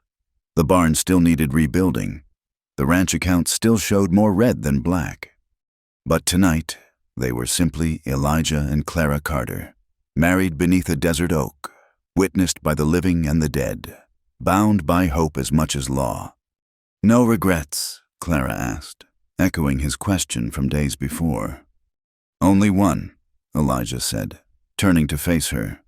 "That it took losing so much to find you. That Martha and Laura and your sister had to pay the price for us to meet." "Maybe that's not how to look at it," Clara suggested. "Maybe they prepared the way. Martha kept this ranch going when you couldn't. Laura taught you how to love. Louisa brought me west. Without any of them, we wouldn't be here. When did you become so wise, Mrs. Carter?" "Mrs. Carter," Clara repeated, smiling. "I like the sound of that, and I became wise somewhere between saying yes to a stranger at an auction and saying yes to you under that tree." They walked back to the house hand in hand, their shadows long across the dusty ground. Inside, their guests were preparing to leave, offering final congratulations and promises to spread word about the Carter Ranch's horses. After the last goodbye, Clara and Elijah stood in their empty kitchen, empty of guests, but full of possibility. The blue dress hung carefully on its hook, ready to be preserved for the future. The mesquite rings caught the lamplight as they moved about, preparing for bed like any other night, except everything had changed. "I keep thinking I'll wake up," Elijah admitted as they settled by the dying fire. "That this is all a dream, brought on by too much sorrow and not enough sleep." "If it's a dream," Clara said, leaning against his shoulder, "then we're dreaming it together.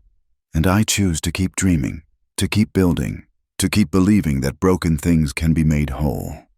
"Together," Elijah agreed, pressing a kiss to her hair. Outside, coyotes sang their wild songs to the stars.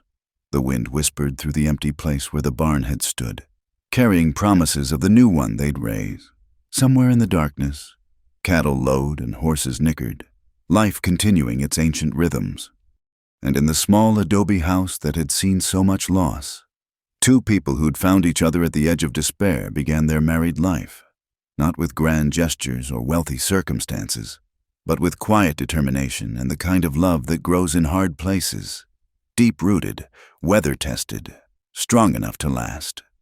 The water had indeed been wide for both of them, but they'd found their boat, and now they would row together through whatever storms or calm seas awaited. Martha's song had brought them full circle, from sorrow to celebration, from solitude to partnership, from mere survival to the possibility of thriving. as sleep finally claimed them on this first night as husband and wife. Clara's last thought was of mesquite roots diving deep into the desert soil, finding water where none seemed to exist. That's what they were now.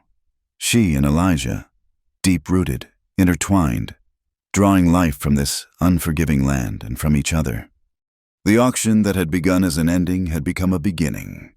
The broken cowboy and the last bride had found in each other not just comfort but courage, not just partnership but purpose. And in the vast silence of the desert night, with no witness but the eternal stars, that felt like the greatest victory of all. They were home, they were together.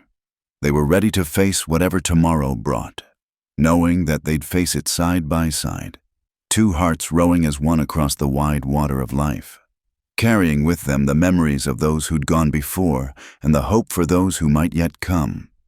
The desert had tested them and found them worthy, not of easy lives, but of meaningful ones. Not of perfect happiness, but of the deep satisfaction that comes from building something lasting with your own hands and heart. And that, as Martha would have said, was enough. More than enough. It was everything. Shannon. Thank you so much for listening to this story of Clara and Elijah's journey from the auction block to the wedding altar. I hope their tale of resilience, unexpected love, and the courage to build new beginnings touched your heart as much as it touched mine in the telling. I'd love to know where in the world you're listening to this story. Please share in the comments below so we can connect and discuss what resonated with you. Did Clara's strength inspire you? Did Elijah's transformation give you hope? Let's create a community of story lovers right here. If you enjoyed this tale from the American frontier, please subscribe to Wild West Stories 1850 for more authentic stories of love, loss, and triumph in the Old West. Hit that like button if Clara and Elijah's romance moved you. And please consider clicking the hype button to help this story reach more listeners who might need to hear that even in the harshest circumstances. Love and hope can take root and flourish. Until next time, partners, keep riding toward your own horizons. And remember, sometimes the best treasures are found not in gold mines, but in the unexpected connections we make along the dusty trail of life.